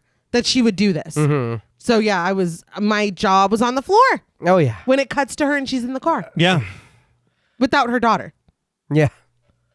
Patrick is behind the wheel, guiding them down a dark, winding road as he and his wife speak to each other in Dutch. Bjorn speaks up, wondering if they'll be at the restaurant soon. Karen turns to the back seat and assures them that they'll be there in a minute. Bjorn's hand has crept into his wife's lap and they grasp hands, interlocking their fingers and squeezing. So I'm like, okay, is Bjorn finally realizing that this is a little weird? Yeah. My hope is that and not him being like, it's okay. It's okay. Yeah. Okay. At the restaurant, they seem to be the only patrons. When Bjorn asks if she knows what she's getting, Louise looks at the menu and laments. If I only understood a single word. Bjorn asks Patrick, what is the Stamppot? Patrick grins that it's great. It's the house specialty. They should try it. Struggling with the pronunciation, Bjorn asks about the borenkål. Patrick says that that's also Stamppot. He'll love it. I still... This was so funny because you didn't even establish what that was the first time. Yeah. Karen agrees that they make it very well. It's delicious. Louise is like, so everything is just Stamppot? Bjorn asks, and what is Stamppot? Patrick explains that it's a very traditional Dutch dish. You take potatoes and vegetables and you stamp it all together. He calls over the waiter, played by Seeger Sloot, and offers to just order for them. The Stamppot section did feel like a sketch comedy thing. It did. But again, they're talking about bending genres and like some of these moments being funny and like that. This was hilarious to me. Yeah. Because it's like, dude, you're still not. Yeah. You keep saying this word. Stamppot. What's in it? Yes, that's all I need. I need details, ingredients. Bjorn and Louise close their menus as the waiter approaches. Patrick orders for everyone in Dutch, and they hand their menus over. Before the waiter walks away, Louise reminds Patrick a little awkwardly, and remember, I'm a vegetarian? Patrick is like, what? Louise reiterates, I don't eat meat. He remembers now. Oh, yes, so good for the environment. He corrects her, but you eat fish, right? Louise says yes. So Patrick clarifies, then you're a pescatarian and not a vegetarian. Louise concedes with a clipped, yes. She picks up her wine. Patrick calls out to the waiter to amend the order in Dutch. He takes a drink of his own wine and sets down the glass, wondering, and is fish not meat? Louise allows that of course it is, but it's better for the environment. Bjorn watches this interaction uncomfortably as Patrick continues to press. And the way the fishing industry works and how we treat the oceans is not affecting the climate? Louise exhales out of her nose, shaking her head and smiling politely as she turns to her husband. Bjorn decides that he wants to propose a toast for good times. Oh my God, dude. This is where you throw your wine in his face, right? It was like, Yes. Patrick agrees for good times. They clink glasses, and when Patrick informs Bjorn that they say Prost, he repeats it. Louise drinks deeply from her glass, draining it all in one go. I was a little speechless here. Mm-hmm. Uh-huh. I don't like, even if it's like, hey man, calm down or what, something. Yeah. You can defend your wife. What the fuck are you doing? And What? yeah, it doesn't even have to be super confrontational. Just be like, yeah, my wife likes what she likes. My wife. Yeah. Come on now. Sorry. They're like, well, everyone can get behind this impression. Yeah. So And then now we're all everyone's friends laughing. again, and I will be proposing a toast See, that's the way to get out of it. as Borat. Yes. Yeah. But, Insama. but yeah, you don't have to do. No. No, you joke your way out of it. Exactly. Yeah. And But this was so rude. it was. Yes. And just the way that he's doing it is so dickish. It's not condescending. even. It's that. Oh, and is fish not meat? Huh. It's like, yeah, I know that fish is fucking meat, dude. Like, Yeah. it's just so rude. And Bjorn's just like, Yeah. So they're great. Yeah. It's like, you're handsome. Patrick, I love your ideas, man. You know what? I never thought of it, but fish is meat. Yeah, Louise, what the hell is wrong with you? Later, with the table full of half-eaten plates and platters of Stammpot and bread, Patrick is dancing to Saturday Night by Herman Brood and his Wild Romance, while Bjorn, Louise, and Karen continue to sit and chat. Patrick saunters over to Karen and offers his hand to her, and after teasing him in Dutch with a glance at the other couple, Karen takes it. Patrick pulls his wife onto the dance floor and smokes as they move their bodies together. Louise sips her wine as Bjorn watches them. Finally, he looks at his wife and offers his own hand. Smiling, Louise reluctantly takes it and allows herself to be led to where Patrick and Karen are dancing. But as they smile at each other and move, Bjorn and Louise quickly realize that their idea of dancing is very different than the other couples. Karen and Patrick's bodies are pressed together as Karen plants deep kisses on her husband's neck. Finally, they are fully making out as they move their bodies against each other to the music. This prompts Bjorn and Louise to stop dancing and look at each other uncomfortably. Well, they're bumping and grinding. We're doing the Crispin Glover dance. And it's like, I don't think they like each other. I don't understand what's happening. There's got to be somewhere in the middle. Yeah. There should be. But again, this is the most normal thing that Patrick and Karen have done. Yeah. This entire time. Yeah. Later, when it's time to settle the bill, Patrick is amazed at the price. He marvels that someone had a really good time tonight. Bjorn politely offers to pitch in, and Patrick hands over the entire check with a, "Thanks, man." He rests his hands on the counter and turns away from Bjorn when Bjorn takes his credit card out. Before paying, he looks at Patrick, confused. "So, dinner's on us?" Patrick goes, "Oh, that's so kind. Thanks, man." He slaps Bjorn on the shoulder and walks away, leaving Bjorn with the entire bloated bill. You ordered all this Stammpot. Yeah. That was you. Yeah. Yeah, that's exactly what I was thinking, because it's not like, oh, we went overboard. Right. And that would be like, y'all invited us out, but if it's a lot, yeah, of course we'll pitch in. You ordered, you know the prices, you know the place, we don't know anything. Mm-hmm. And to be like, from pitching in to, oh yeah, thanks, dude. And didn't he say, "I've got you guys"? They At the table? Yes. Well, about ordering, I think. I'm in both in But my mind. but Karen said, "We want to take you out for dinner." Oh, also, okay. Yeah. That's also true. So it's implied. yeah. And again, he said, "We will pitch in." That's not what pitch in means. No? If I'm paying for it, we're leaving that night. Oh, yeah. Yeah, that's what I'm Yeah. saying. Once in that conversation with the fish isn't meat, like this whole thing, I'd be fucking done. Yeah. Why did we leave our daughter? I would be fucking having a panic attack. We need to go home. And then when we get home, we're going home, actual home. Yes. Yeah. And I mean, even if you need an easy way out or whatever, just say that the money you spent on dinner was the money for the next couple days. Yeah. We didn't anticipate, you know? You We made me didn't pay know. for dinner. Now I got to leave. Exactly. Yeah, we didn't even plan on a Stammpot budget. No. This is an unforeseen expense.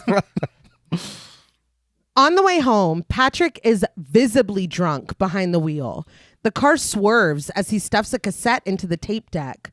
Loud music fills the car, growing even louder when Patrick cranks the volume up. Louise leans into Bjorn and pleads with him to ask Patrick to turn it down.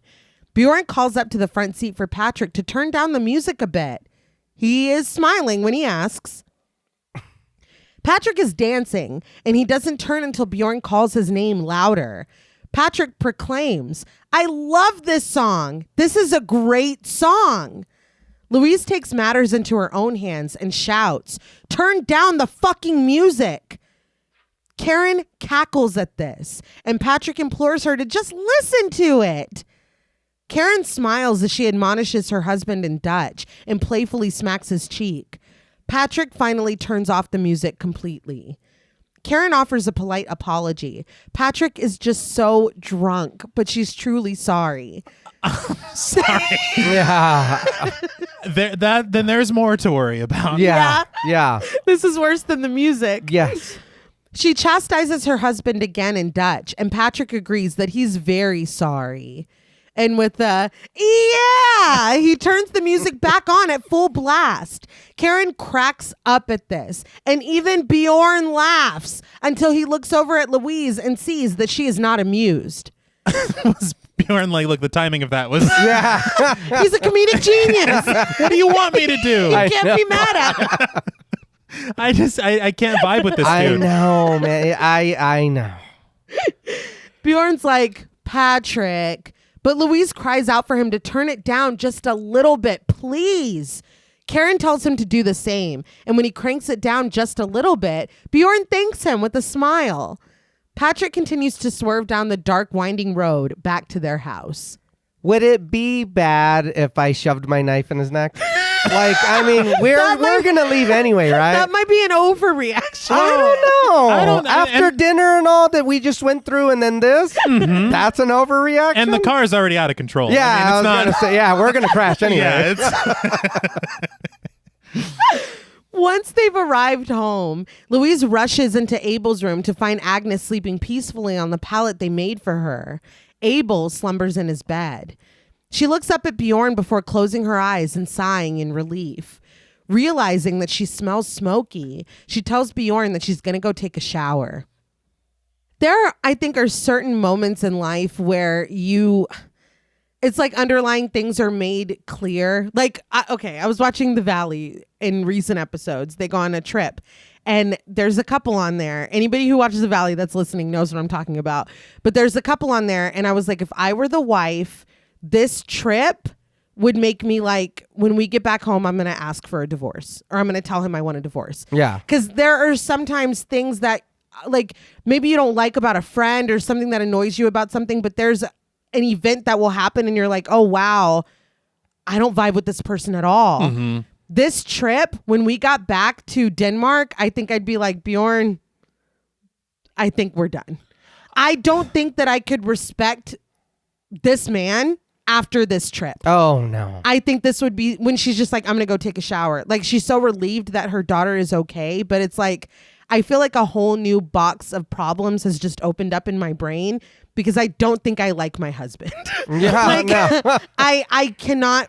I can't respect you after, like, I can't. And I don't trust you. Yeah. There have been so many opportunities for him to demonstrate anything other than he has. Yes! Yeah. And so it's not as if there's this thing where it's a one-sided, well, I don't know why Louise is thinking this or why that's weird to her. No, Yes. it's weird to everyone. It's all weird. I think that I would just be so preoccupied with making sure that Agnes was okay. Uh-huh. And once I confirmed that, it's like, all right, we're shifting into a whole other set of problems because I can't go through life with this. You're not a partner. You are weak. Like, yeah. He's so like you. If the chips were down, you clearly would not protect me or our kid. And I think that for me is what is so strange and so out of step, at least to my thinking of where I would think Louise would be mentally. Yeah. Right. With what the fuck happens next.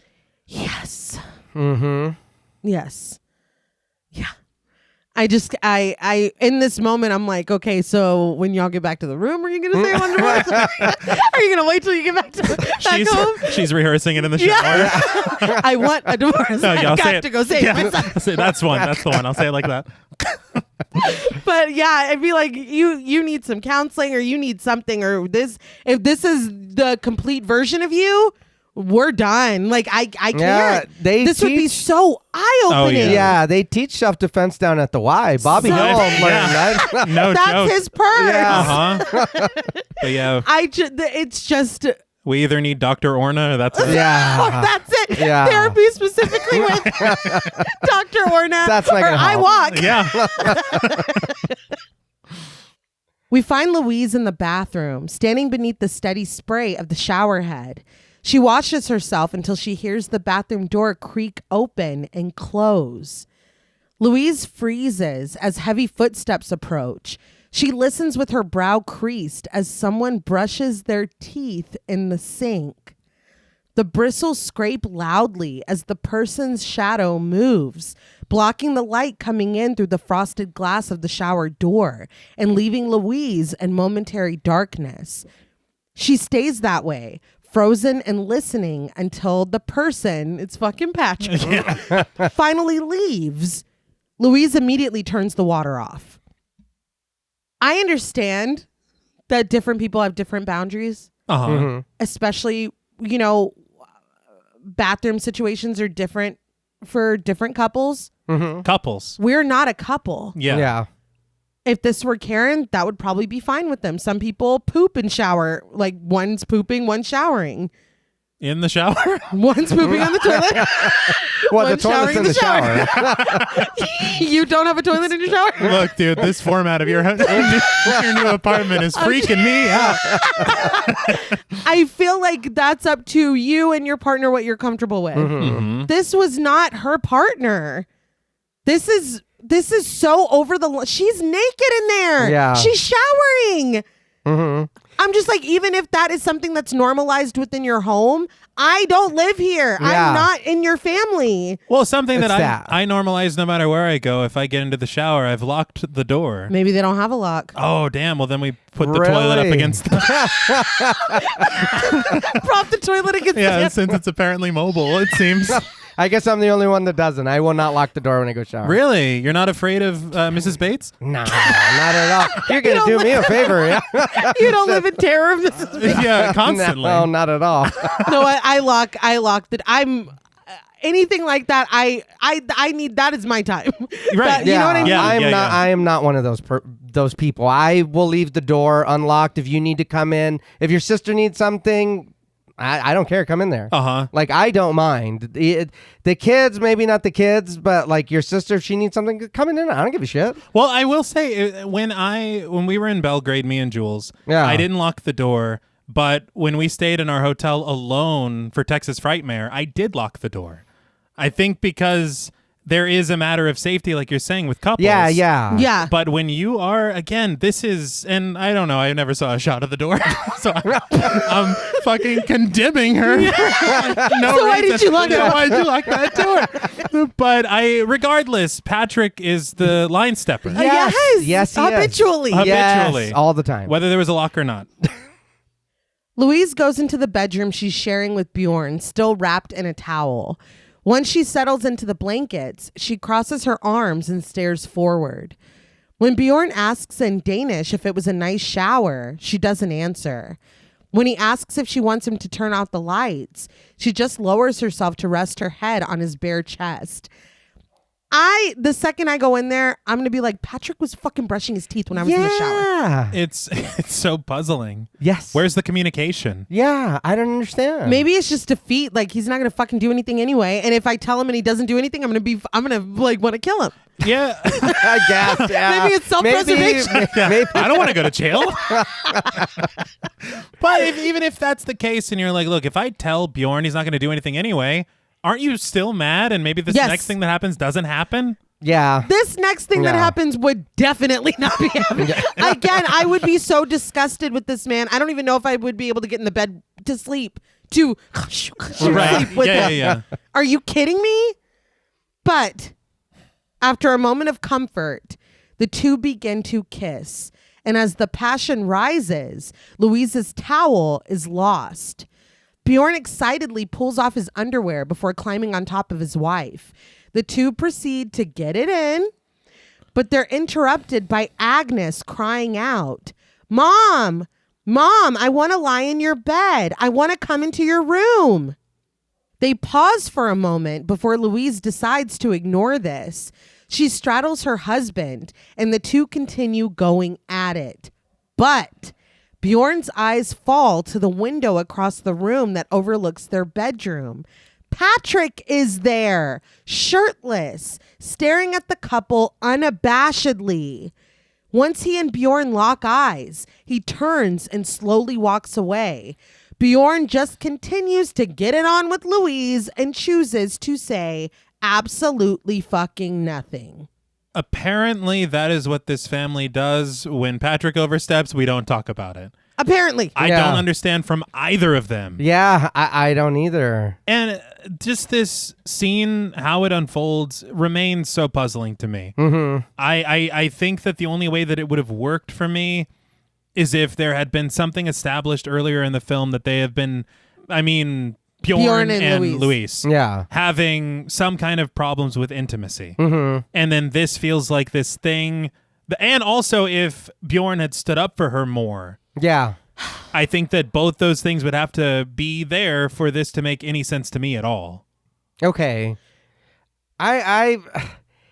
It just seems like mistake after mistake. Mm-hmm. She didn't say anything about him going in the shower. He's not like, oh my God, Patrick was just watching us. Like, nobody says anything or does anything.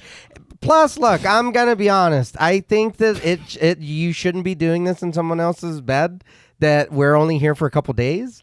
Like, we can wait a second. Yeah, I didn't even think about that. Yeah, we can wait a second. Like, we'll wash the sheets. Yeah, this is the guest room. I don't know what the fuck's going on. I'm laughing because I feel like if I would have looked up and seen Patrick, I would have let out like a Gus Fring. Yeah. You would have known that something was wrong. No, yeah. Well, but Louise is like, oh, so it's it's real good. Still got it. But dude, what is the formatting of this house where Patrick is just on this observation deck, able to look into your fucking room? Yeah, that's unnerving to begin with. Honestly, I probably would have pinned something up over that window, and I don't know if that's rude or not, but no, I would not be able to sleep here with people I don't really know with the window looking into my room. Yeah, that would make me feel very uncomfortable. To kind of agree with your point on, it would work a little bit better if this were an established problem. I will say I watched the 2024 remake because I thought it would be interesting to perhaps if they were close enough, compare and contrast as key instances in the films. I think that it's different enough that maybe a couple years down the line we could cover it on its own. Okay, the ending is completely different, and there are instances.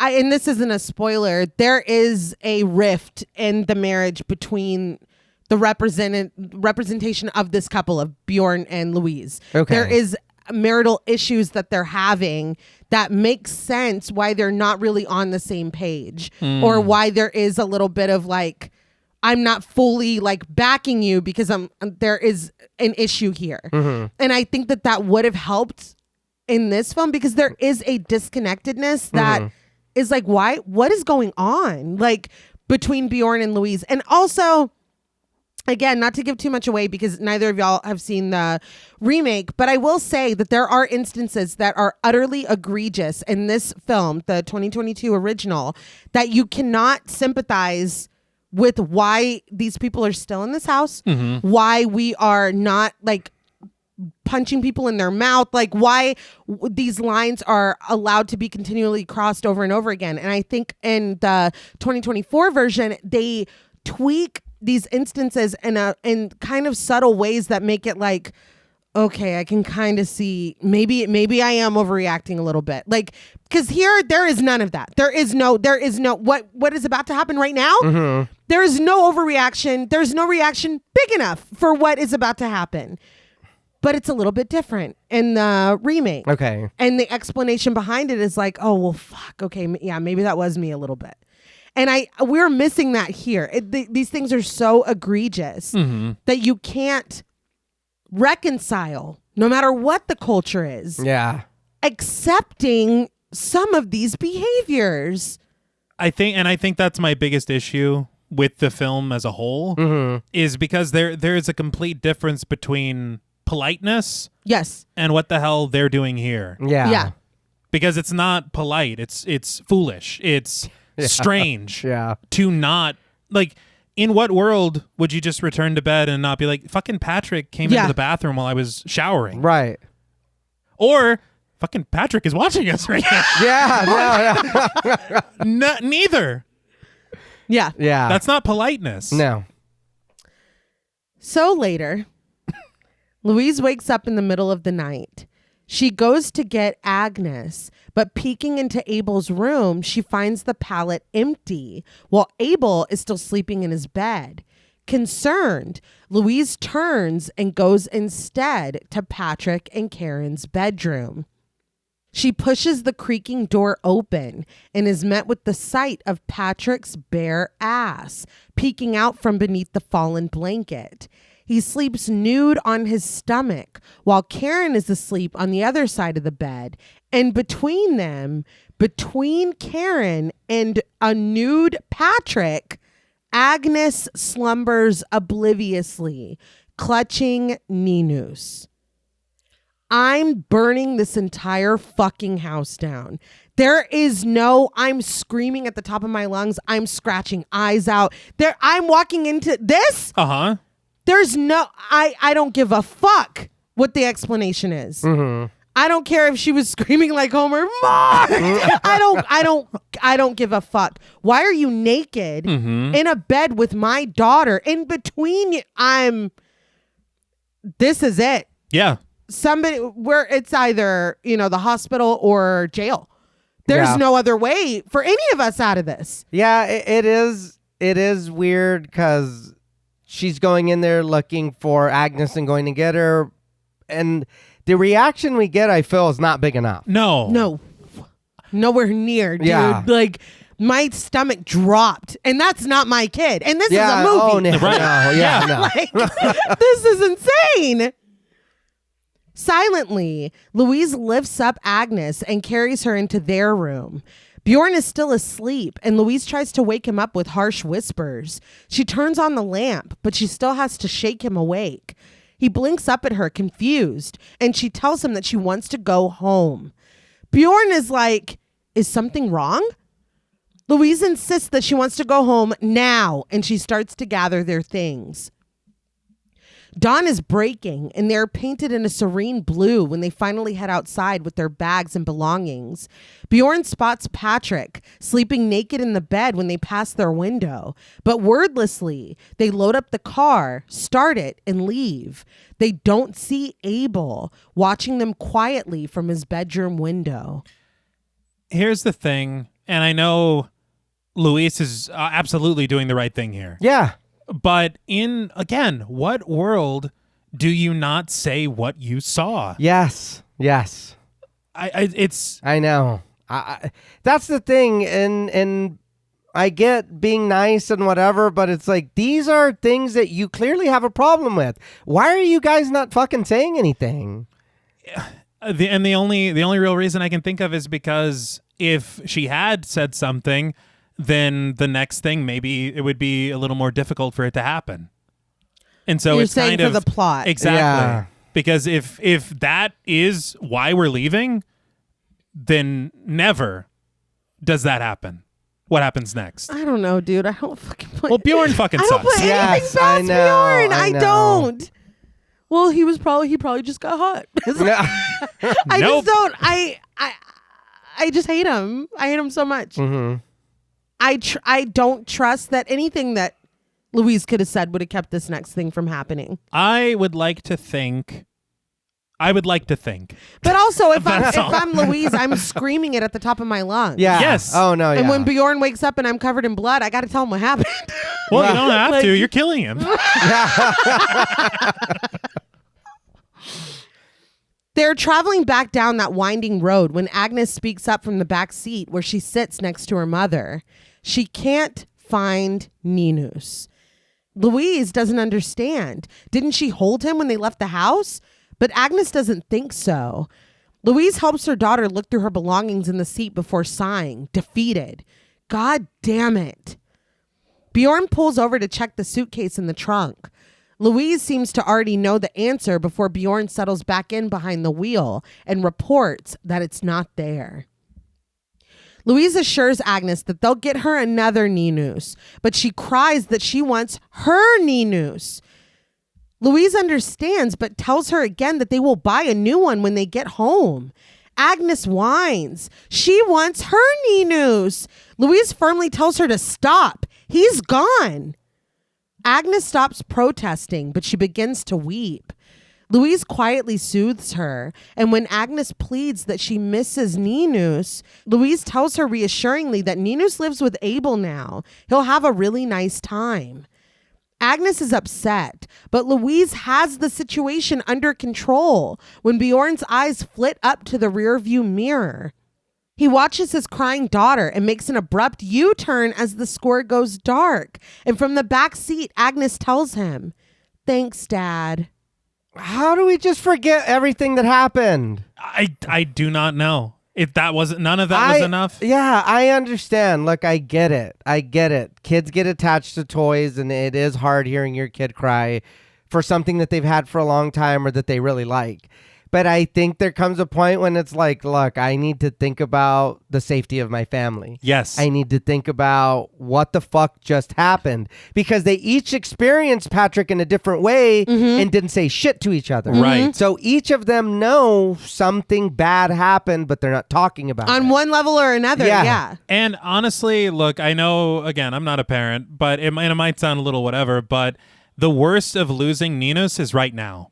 Yeah. Exactly, yeah. And we can, I will literally get you an actual pet rabbit. Yeah. Yeah. I will, whatever needs to be to make you feel better about this. Yeah. But we have to go. But Oh, we yeah. cannot go back. No. We can't go back there. As a parent, 1,000% agree. Yeah. And she had her under control. She was still crying. Yes. Of course, Yeah. she's still upset. Uh-huh. But you didn't need to do this. Louise had her under control. And even so, turning around, I just don't understand.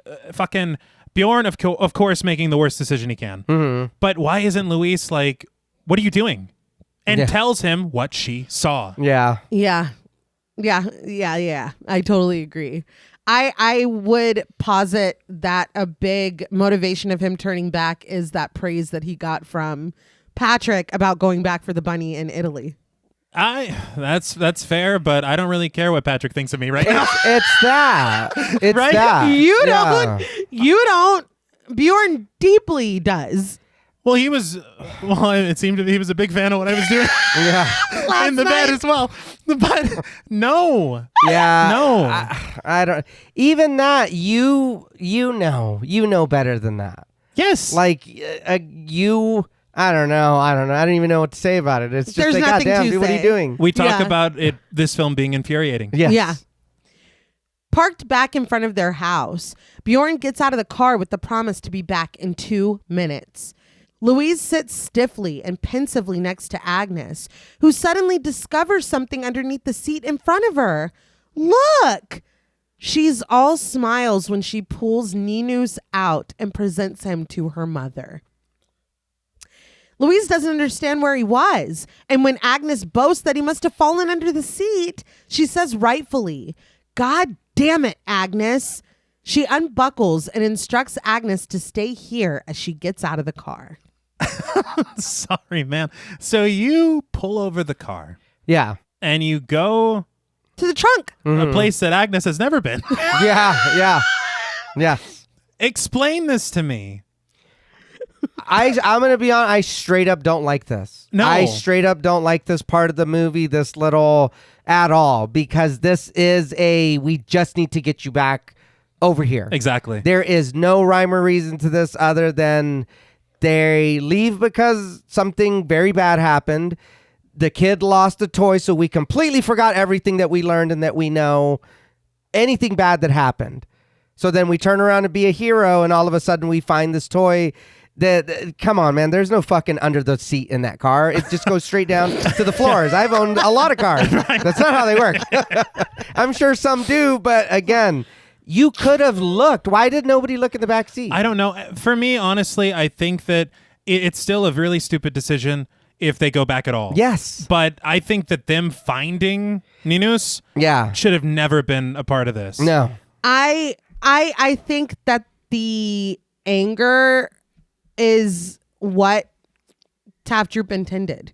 He said that the film Funny Games, Okay. that people were drawing a lot of parallels between this and that. And he said that he and his brother had not seen Funny Games, but when they watched it, they thought that it was an interesting kind of, as I already said, parallel. But he said that the difference was Speak No Evil.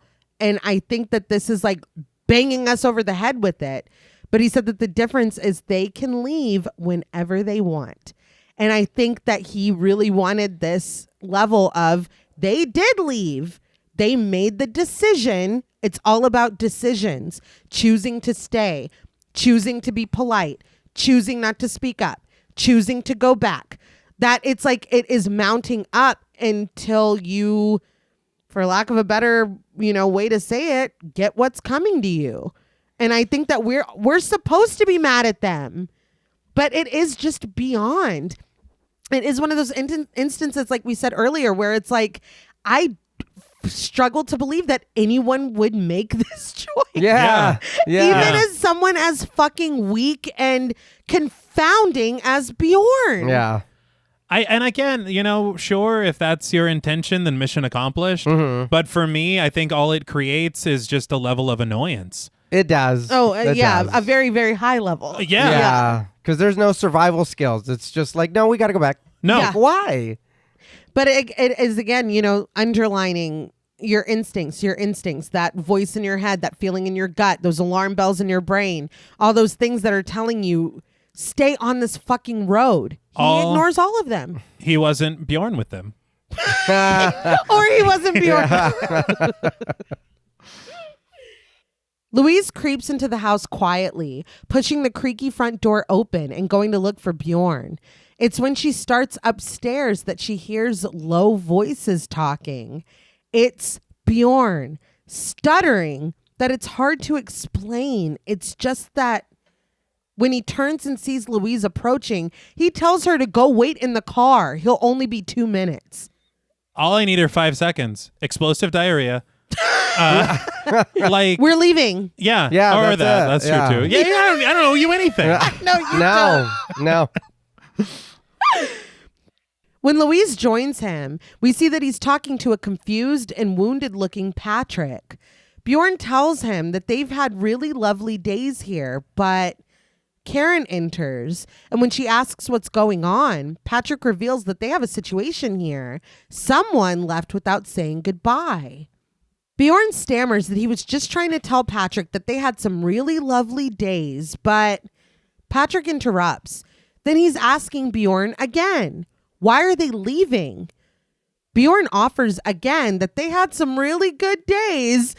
He looks over at Louise before deciding that there have just been some things that make them believe it's best that they go home. Patrick wants to know what things he's talking about. Bjorn is like, oh, it's many things. Patrick presses, such as? Bjorn looks over at Louise and stumbles over his words again. Such as, the bed is really small and Agnes doesn't want to sleep on the floor, so she goes into their room at night. And once again, he looks over at Louise and asks her for a little help. The bed is a little small. Are you pulling my dick, bro? Patrick is like, you were using it quite well last Yeah. Again, even say that. Yeah. Even say that. Look, I got uncomfortable. Yeah. You looked at me and my wife. Yeah, even if they're like, so you were in our bed doing whatever. Well, we're in the guest room you gave us. Right. But it's like, okay, we're the bad guys. Bye. Yeah. We suck. Yeah. Okay, we shouldn't have done it. We gotta go. Seriously. Or Louise is like, hey, Ninus is in the car. Like, Yeah. We found it. We Bring found your it. ass. Yeah. Louise braces with all due respect. Firstly, she's a vegetarian and all they've been doing is serving her meat. But Patrick counters that they have all sorts of food. She could have a Hagelschlag sandwich right now, which is very funny. Like, that's funny on its own, because really, you think that's whatever. But those are the little chocolate shavings that they have on like toast or bread. So like that's that's really funny. Dude, I'll take one to go. Like, I don't see the problem. Right, I'll send you a postcard. Yeah. How it was. Wrap it up. I'll take it. Yeah. We need snacks for the road. Yeah, it's an 8-hour drive. Yeah, no. Louise politely declines and moves on to point 2. Last night at the restaurant or Roadhouse or whatever it was, the drive home was very uncomfortable. The music was so loud. Patrick was drinking and driving, and the way they were touching each other in front of them, she's really sorry, but it made her so uncomfortable. It's just so many things have felt so wrong, and she's really sorry, but that's just how it is. She looks over at Bjorn, who struggles to even lock eyes with the other couple. Patrick and Karen take all this in quietly before Patrick loudly puts away a pitcher of milk, admitting that he is in shock. Karen asks sadly if she can say something. Firstly, she sincerely apologizes to Louise for them forgetting that she's a vegetarian. But if there were certain things she couldn't eat, she could have just told them, right? And they don't have a huge house, so they're sorry they can't offer Bjorn a big luxurious room or a king-sized bed. Sorry. And she's truly sorry that Agnes isn't comfortable staying in Abel's room. But she and Patrick thought it was only natural. If they only knew how much Abel was looking forward to sharing his toys and his room with Agnes. And as for the roadhouse, as Louise called it, the hugging and the dancing, she admits a little embarrassed that they were just having a fun evening.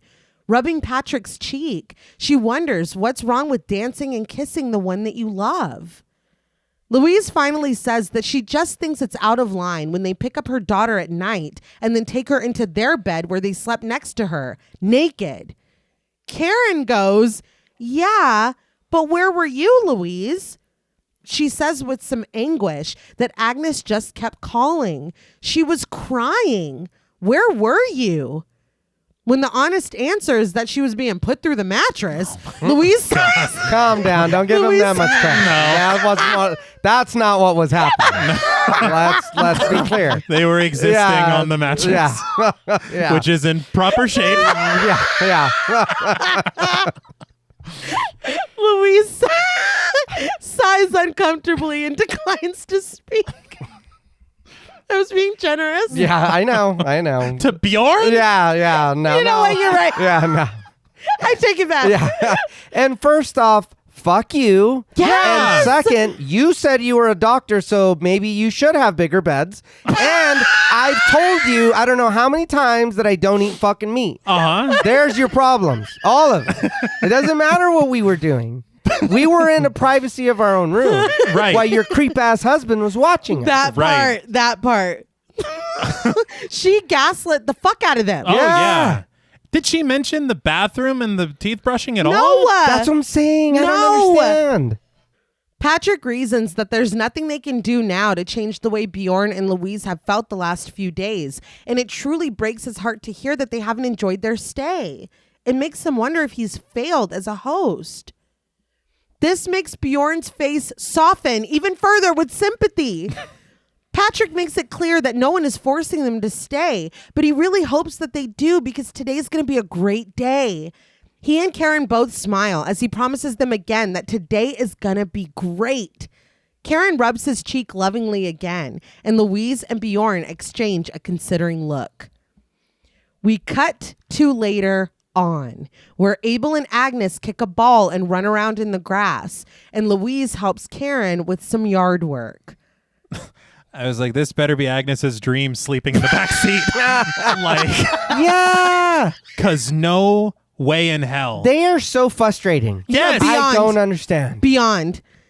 She rakes as Karen kneels on the ground and complains in Dutch. She looks up at Louise, lamenting that the scissors in her hand won't cut anything. They're so dull. Louise just smiles at her as she continues raking. The dark square drones as we find Patrick and Bjorn in the car. Patrick drives them in silence before he asks if it's okay to turn on the radio. It's like, oh, come on. Yeah. Like, no, it's not. Yeah, seriously.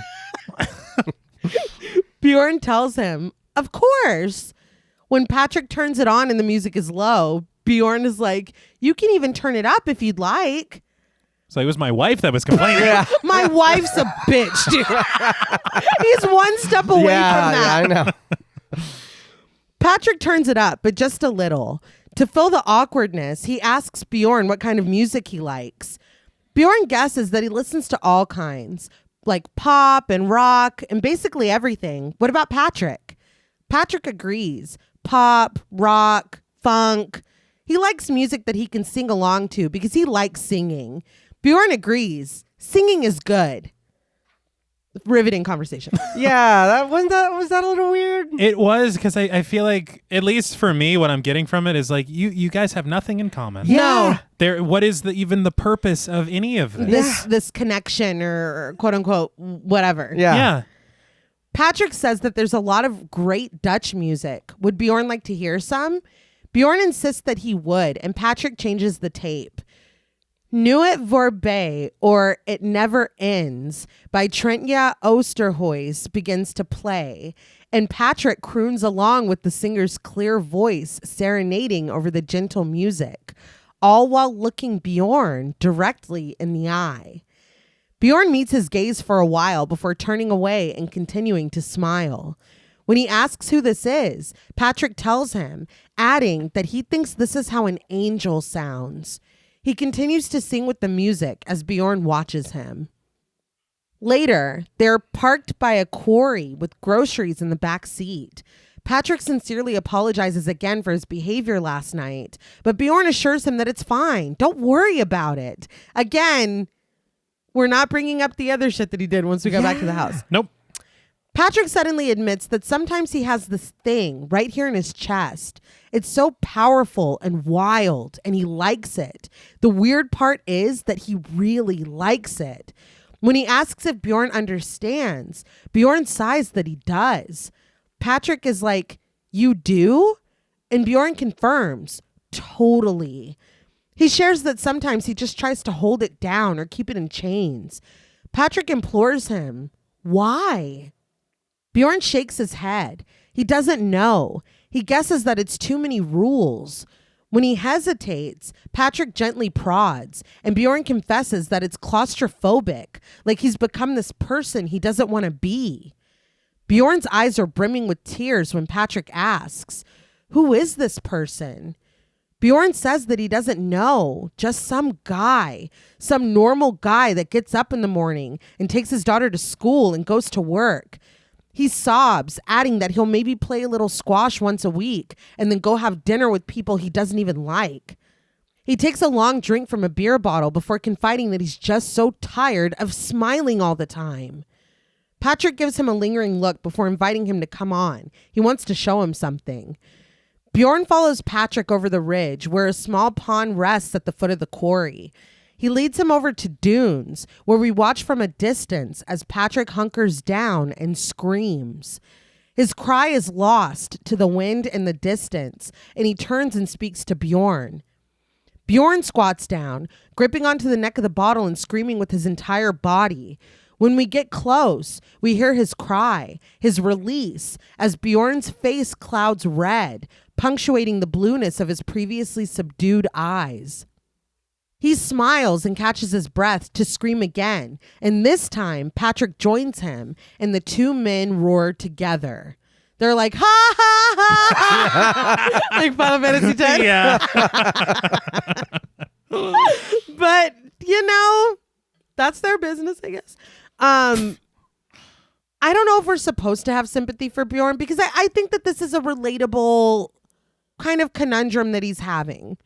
That you view yourself in a certain way, and maybe early in life you're more carefree, and you have children and you have responsibilities, and you kind of are like, I never thought I'd be the person that had to have a 9 to 5 or had to sit at a PTA meeting or whatever, and you're kind of like, well, is that person still in here? Yeah. Who am I? I think that this is all very relatable. It is, and I do understand this. I think the problem that I have with it is that I didn't get any of that from him Bjorn at all. Completely agree. I completely agree. So this coming out, it's like, what are you talking about? You guys were smiling earlier and having fun before y'all met them. Everything was fine. It was like nothing ever gave me that impression. And I think more to what T was saying about, learning if there is kind of issues that they're having, or maybe even issues that Bjorn is having, where this is a thing. Why do I have to be so fucking polite all the time? Why do I have to make conversation on my vacation with people that I don't even like? Like, there is no pushback. There was the, can we please not sit next to Derek and Hannah? But there was no real no, this is my time away from work. I want to fucking relax. I want to have fun. There is none of that from him. I don't know. We only know him as this guy. Yeah. The only thing that I can even point to say maybe, and it's not enough for me, but whenever they are in Italy and he gets out of bed all restless and looks out the window, I don't know if that's them trying to convey without conveying that there's something wrong. Right. But it's not enough to where, literally just that one moment, you can be like, oh, he couldn't sleep that night. Yeah. And then the moment more is just, oh, was that fucking Patrick? Yeah. That's what I got from that. Yeah, so did I. So outside of that, it's I haven't heard or seen anything. You're right. You're 100% right. Tafdrup had said, and I think now is watching, I guess, this connection that's forming between Bjorn and Patrick, that he likened it to almost Bjorn falling in love with Patrick a little bit, because Patrick represents a part of himself that he longs to express. And I think that that's a whole other conversation that can be had about this film. We had a very similar conversation this week on our episode of True Detective, of PMTV, that came out about kind of the toxicity and fragility even that masculinity can hold for some people. And I think that the way that Patrick conveys himself and is loud and is outwardly affectionate with his wife and is commanding with his child, and I think that is maybe more of the man, quote unquote, that Bjorn wants to be, or that he thinks he has inside of him that he can't be. Okay. And because he is utterly enamored with this dude, that yes, he exudes confidence, but he's not behaved in a way that I would aspire to. Yeah. No, and I think that's the thing as well, that moment that we were talking about earlier, the respect. Yeah. It's just funny to me. Me and JP are both very comfortable, and hearing that, we were like, that's patronizing. Yeah. Right. But Bjorn, he ate it up. He needs Yeah. it. He ate it with a spoon. Because he is not comfortable. Yeah.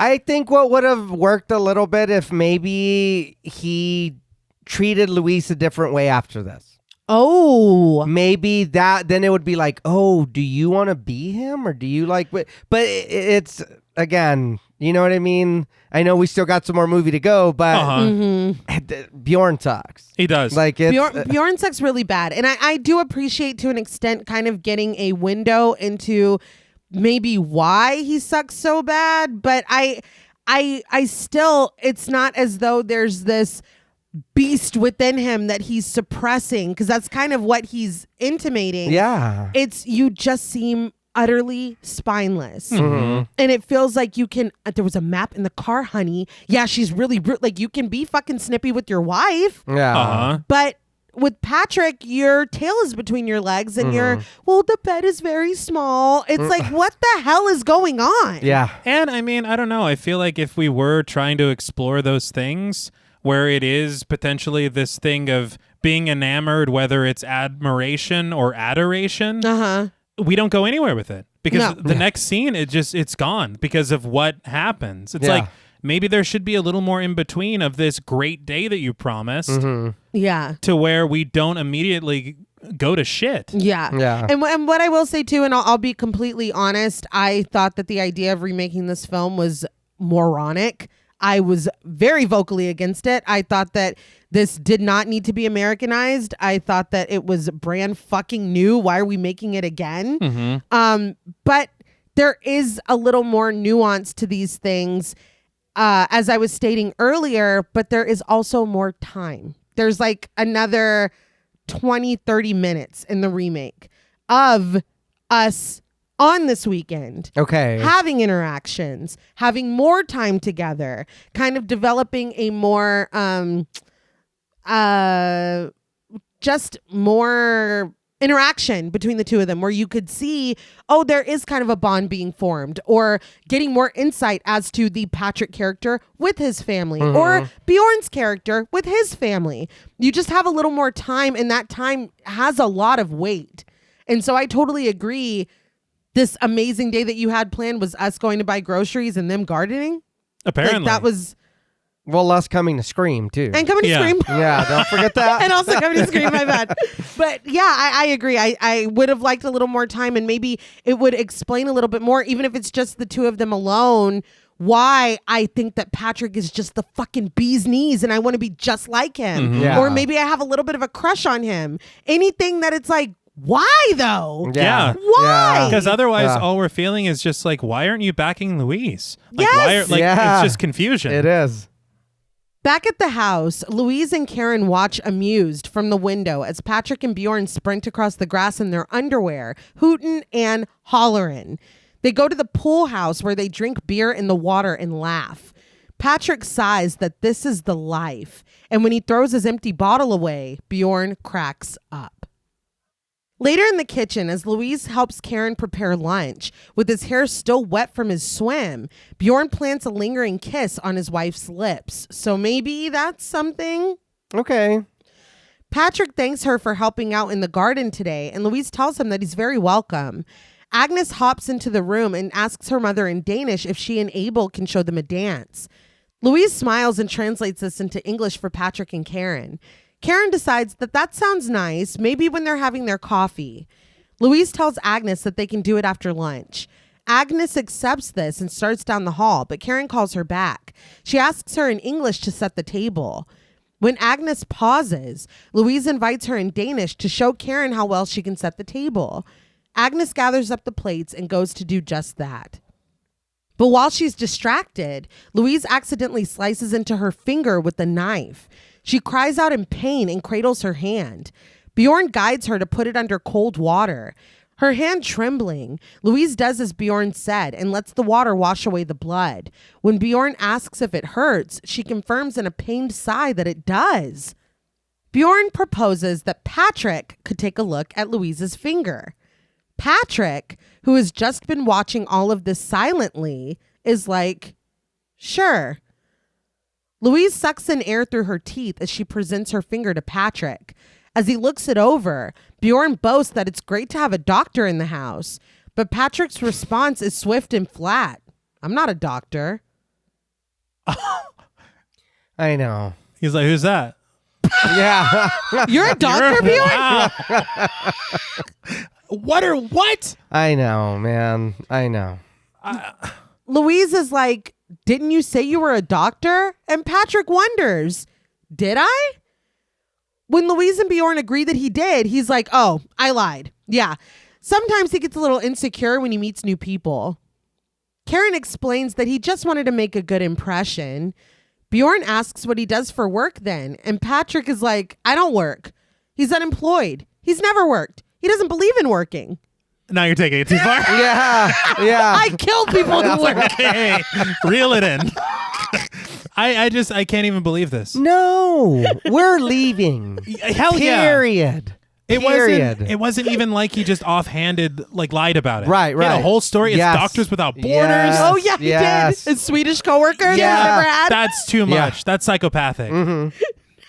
Laughing again at, you're a doctor. You should have a bigger back. Yeah. See, now it all makes sense. Yeah. Yes, it does.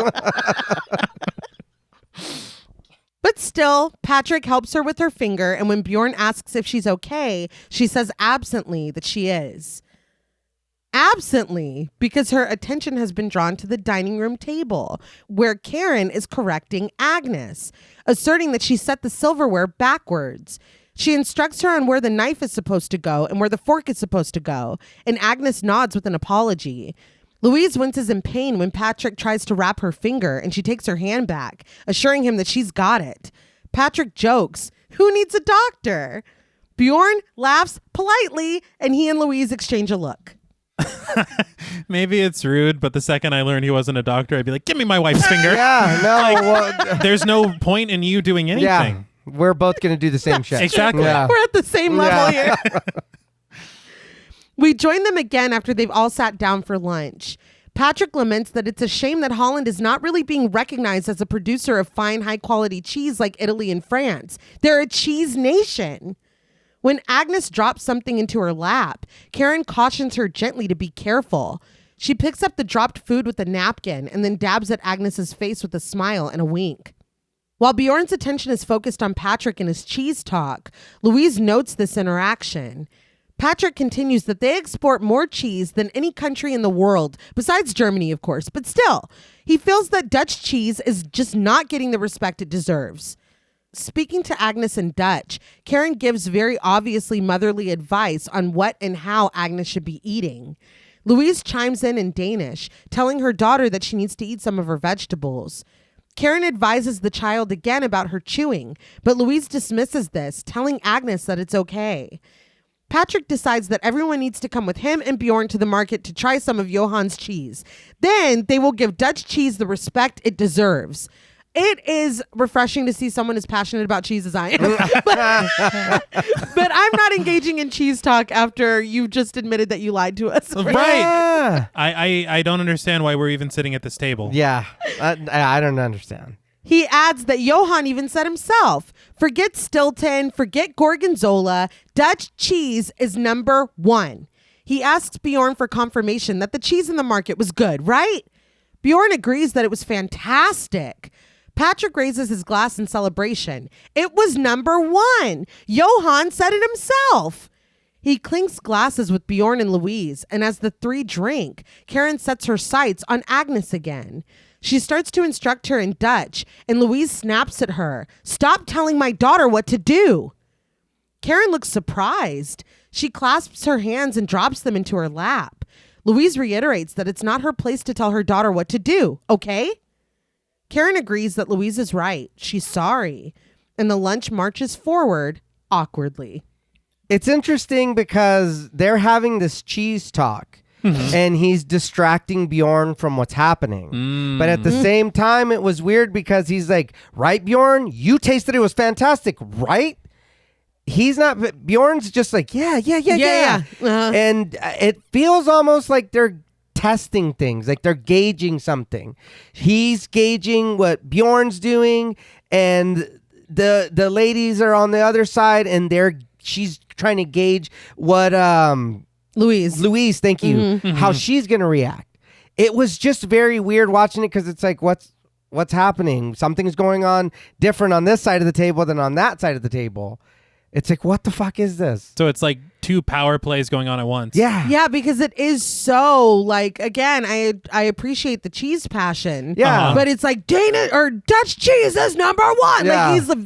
Like he's going hard. And they do export a lot of cheese. I mean, they do, but it's not worth yeah. But he's very passionate. It is, now that you've mentioned that. like a look distraction. at me. Yeah. Yeah. And am I incorrect, but was Karen speaking to Agnes in a language she doesn't even understand? Right. So what is that? Yeah, I don't even? know. You know it's not even getting through. Yeah. Yeah. Well, after lunch, as promised, Agnes and Abel perform their dance routine in the living room for their parents. Upbeat music pulses as the kids dance, and when Karen quietly offers Bjorn a plate of cookies, he takes one and sets the plate on the table. You can always win Bjorn with a snack. Same. The one thing we have in common. Suddenly, Patrick switches off the music and calls his son. He tells him something sternly in Dutch, and Abel blinks back at him. Louise commends that they were doing so well. Patrick apologizes and she tells him it's all right. So Patrick counts to 4 and starts the music again.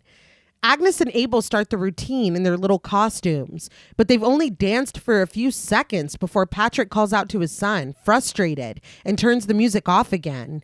Unnerved, Bjorn forces a smile and tells Patrick that it's okay. They're both really good. But Patrick objects that Abel has no rhythm. He's messing up the routine. Bjorn says that they're just kids. And Patrick agrees that they are. But if Abel wants to reach his potential, he needs to concentrate. He starts the music again. Agnes dances, smiling and bouncing around while Abel looks a little lost, watching her to catch up to the routine. Louise watches them with a strained smile, and it's not long before Patrick turns off the music again. This time, he gets up from his chair and stomps toward Abel, chiding him in frustrated Dutch. Abel stands sadly, looking down, and Patrick sinks to his knees, moving Abel's feet for him. He grabs his son by the neck and jaw and twists his head in Agnes's direction, advising him coldly to watch her. This is when Agnes decides that she doesn't want to dance anymore. Louise opens her arms for Agnes to sit with her, and that's exactly what she does. But Patrick says no. Agnes has to stay. This is a duet. Louise says no, she doesn't have to. She doesn't want to dance anymore. But Patrick asserts that she has to stay. Bjorn leans over to his daughter and implores her, just do it one last time. Louise says no, but Bjorn continues to plead. She was doing so well. Just do it one more time. At her father's insistence, Agnes stands back up in front of the adults. When Patrick sits back down and starts the music, she begins the routine with Abel, though her smile is gone and her heart is clearly not in it anymore. Patrick takes a sip from his new mermaid mug as he watches, but it's almost immediately that he hurls the mug across the room where it crashes. He yells Abel's name. Louise tells Agnes to come back to her, and Agnes goes immediately. So when Patrick switches off the music, Abel is standing alone in the middle of the living room, facing all of the adults with his head lowered. He sobs quietly, tears rolling down his face. Abel's pulled the boombox into his lap now, and he lounges in his chair as he counts to 4 once again and starts the music. The upbeat music pulses once again, its energy no longer matching the vibe of the moment as Abel continues to sniffle and weep. Louise is near tears herself now, looking at the boy with sympathy before turning to her husband. Bjorn seemingly has finally had enough. He stands and snatches the boombox from Patrick. He switches off the music and sets it on the ground. Patrick looks from Bjorn to his son, back to Bjorn. What's the problem? Bjorn stammers that he can't do that. Abel's only a child, for Christ's sake. He stutters, demanding to know what's wrong with Patrick. Can't he see that his son is crying, that he's in pain? Patrick rises to his feet, still looking confused as he mutters something in Dutch. Louise agrees with her husband, asserting that he cannot talk to Abel that way. What's wrong with him? Karen is like, oh my God, what's wrong? Just because we do things differently?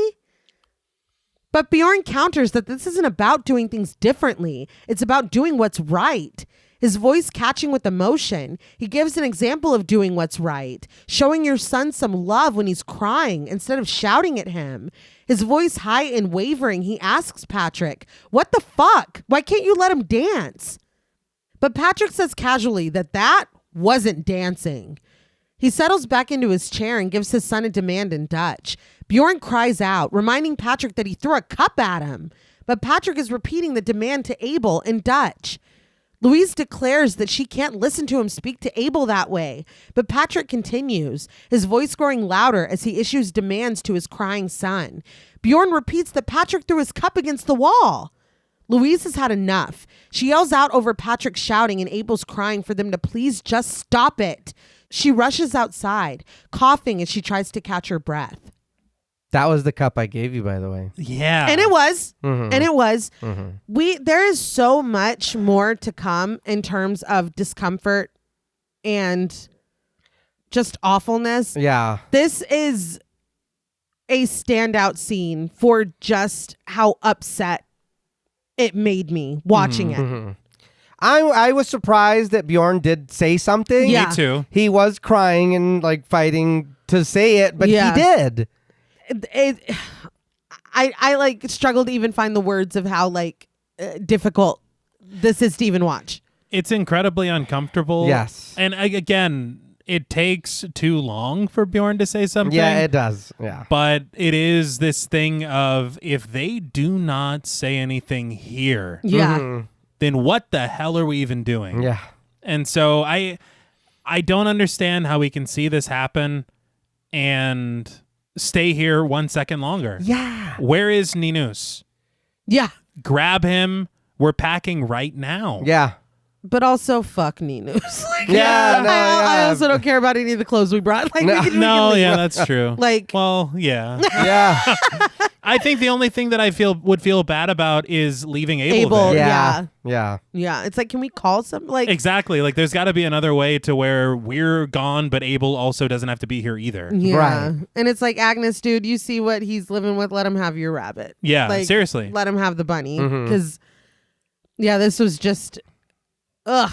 And it's all played like these people are all acting. You know what I mean? Like, Yeah. it's all played so well that it just feels too real. Yes. The way he's crying, the way Agnes is like so uncomfortable, and like they were just having fun. They were just dancing. Like, this is the first time we've seen Abel even like a little bit happy. Yeah. So it's just awful. We follow Louise outside, and she comes to a stop outside the house, hands planted on her hips as she tries to steady her breathing. Bjorn and Agnes come out and approach her, but when they get close, Bjorn advises his daughter to stay back so he can talk to her mom.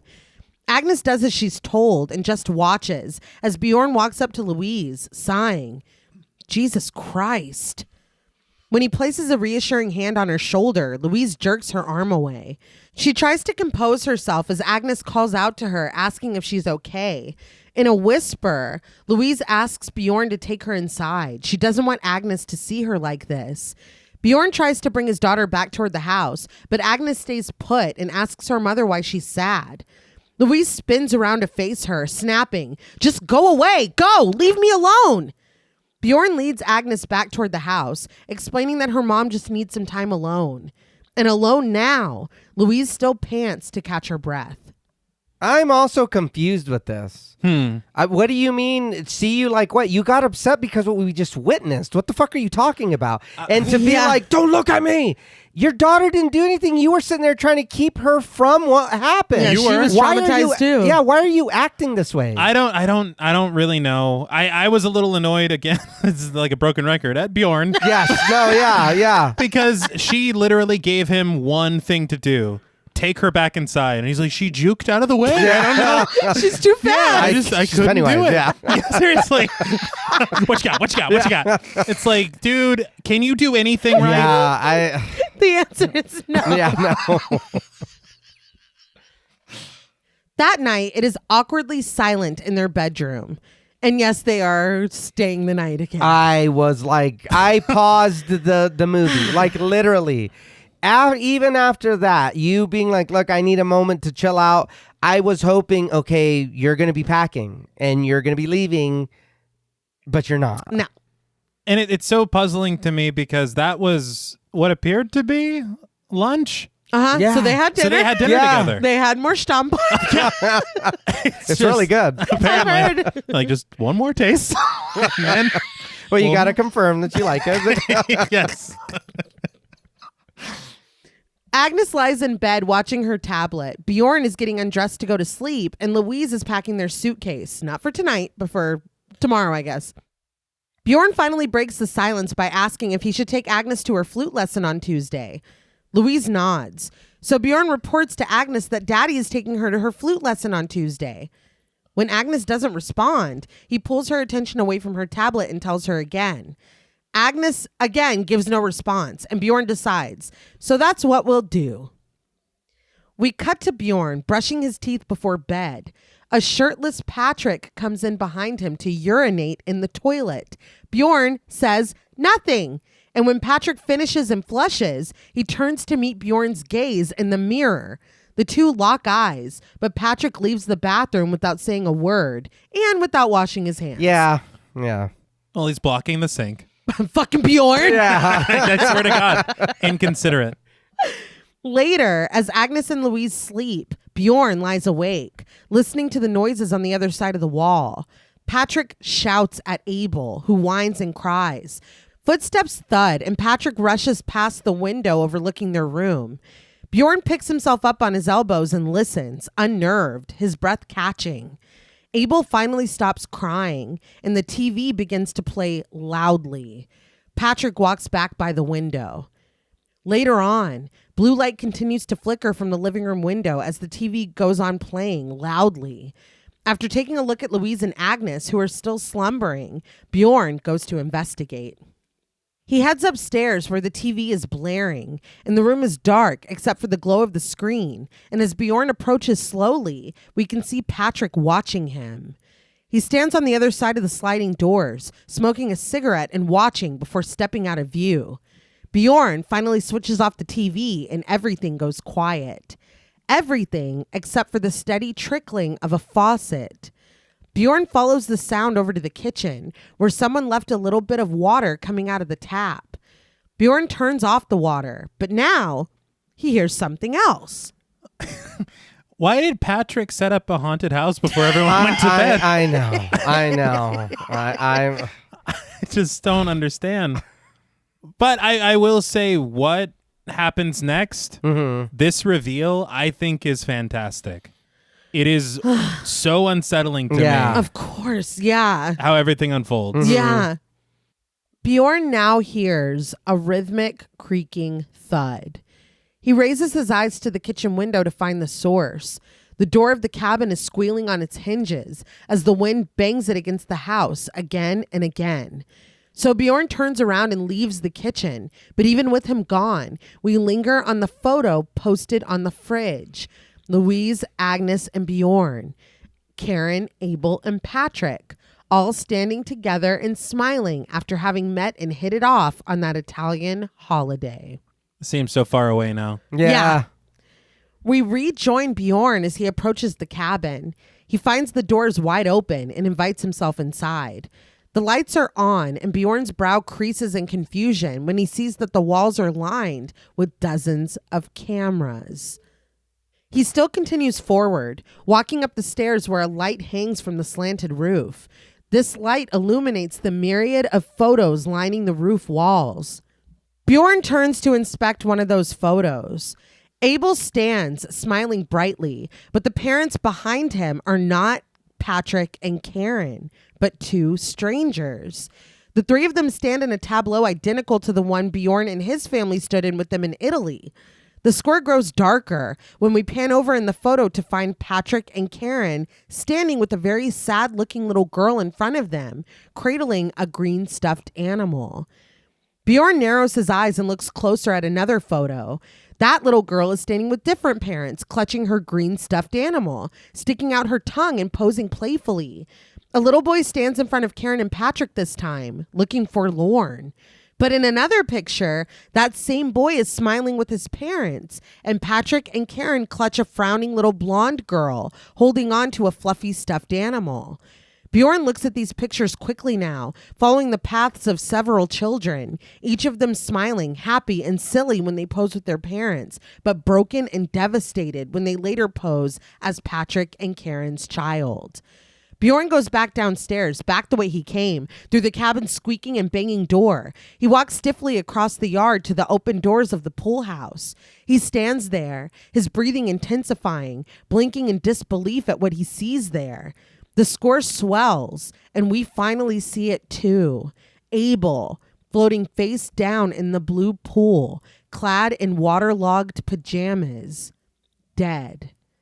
Bjorn flees, and we linger for a moment on the poor departed child.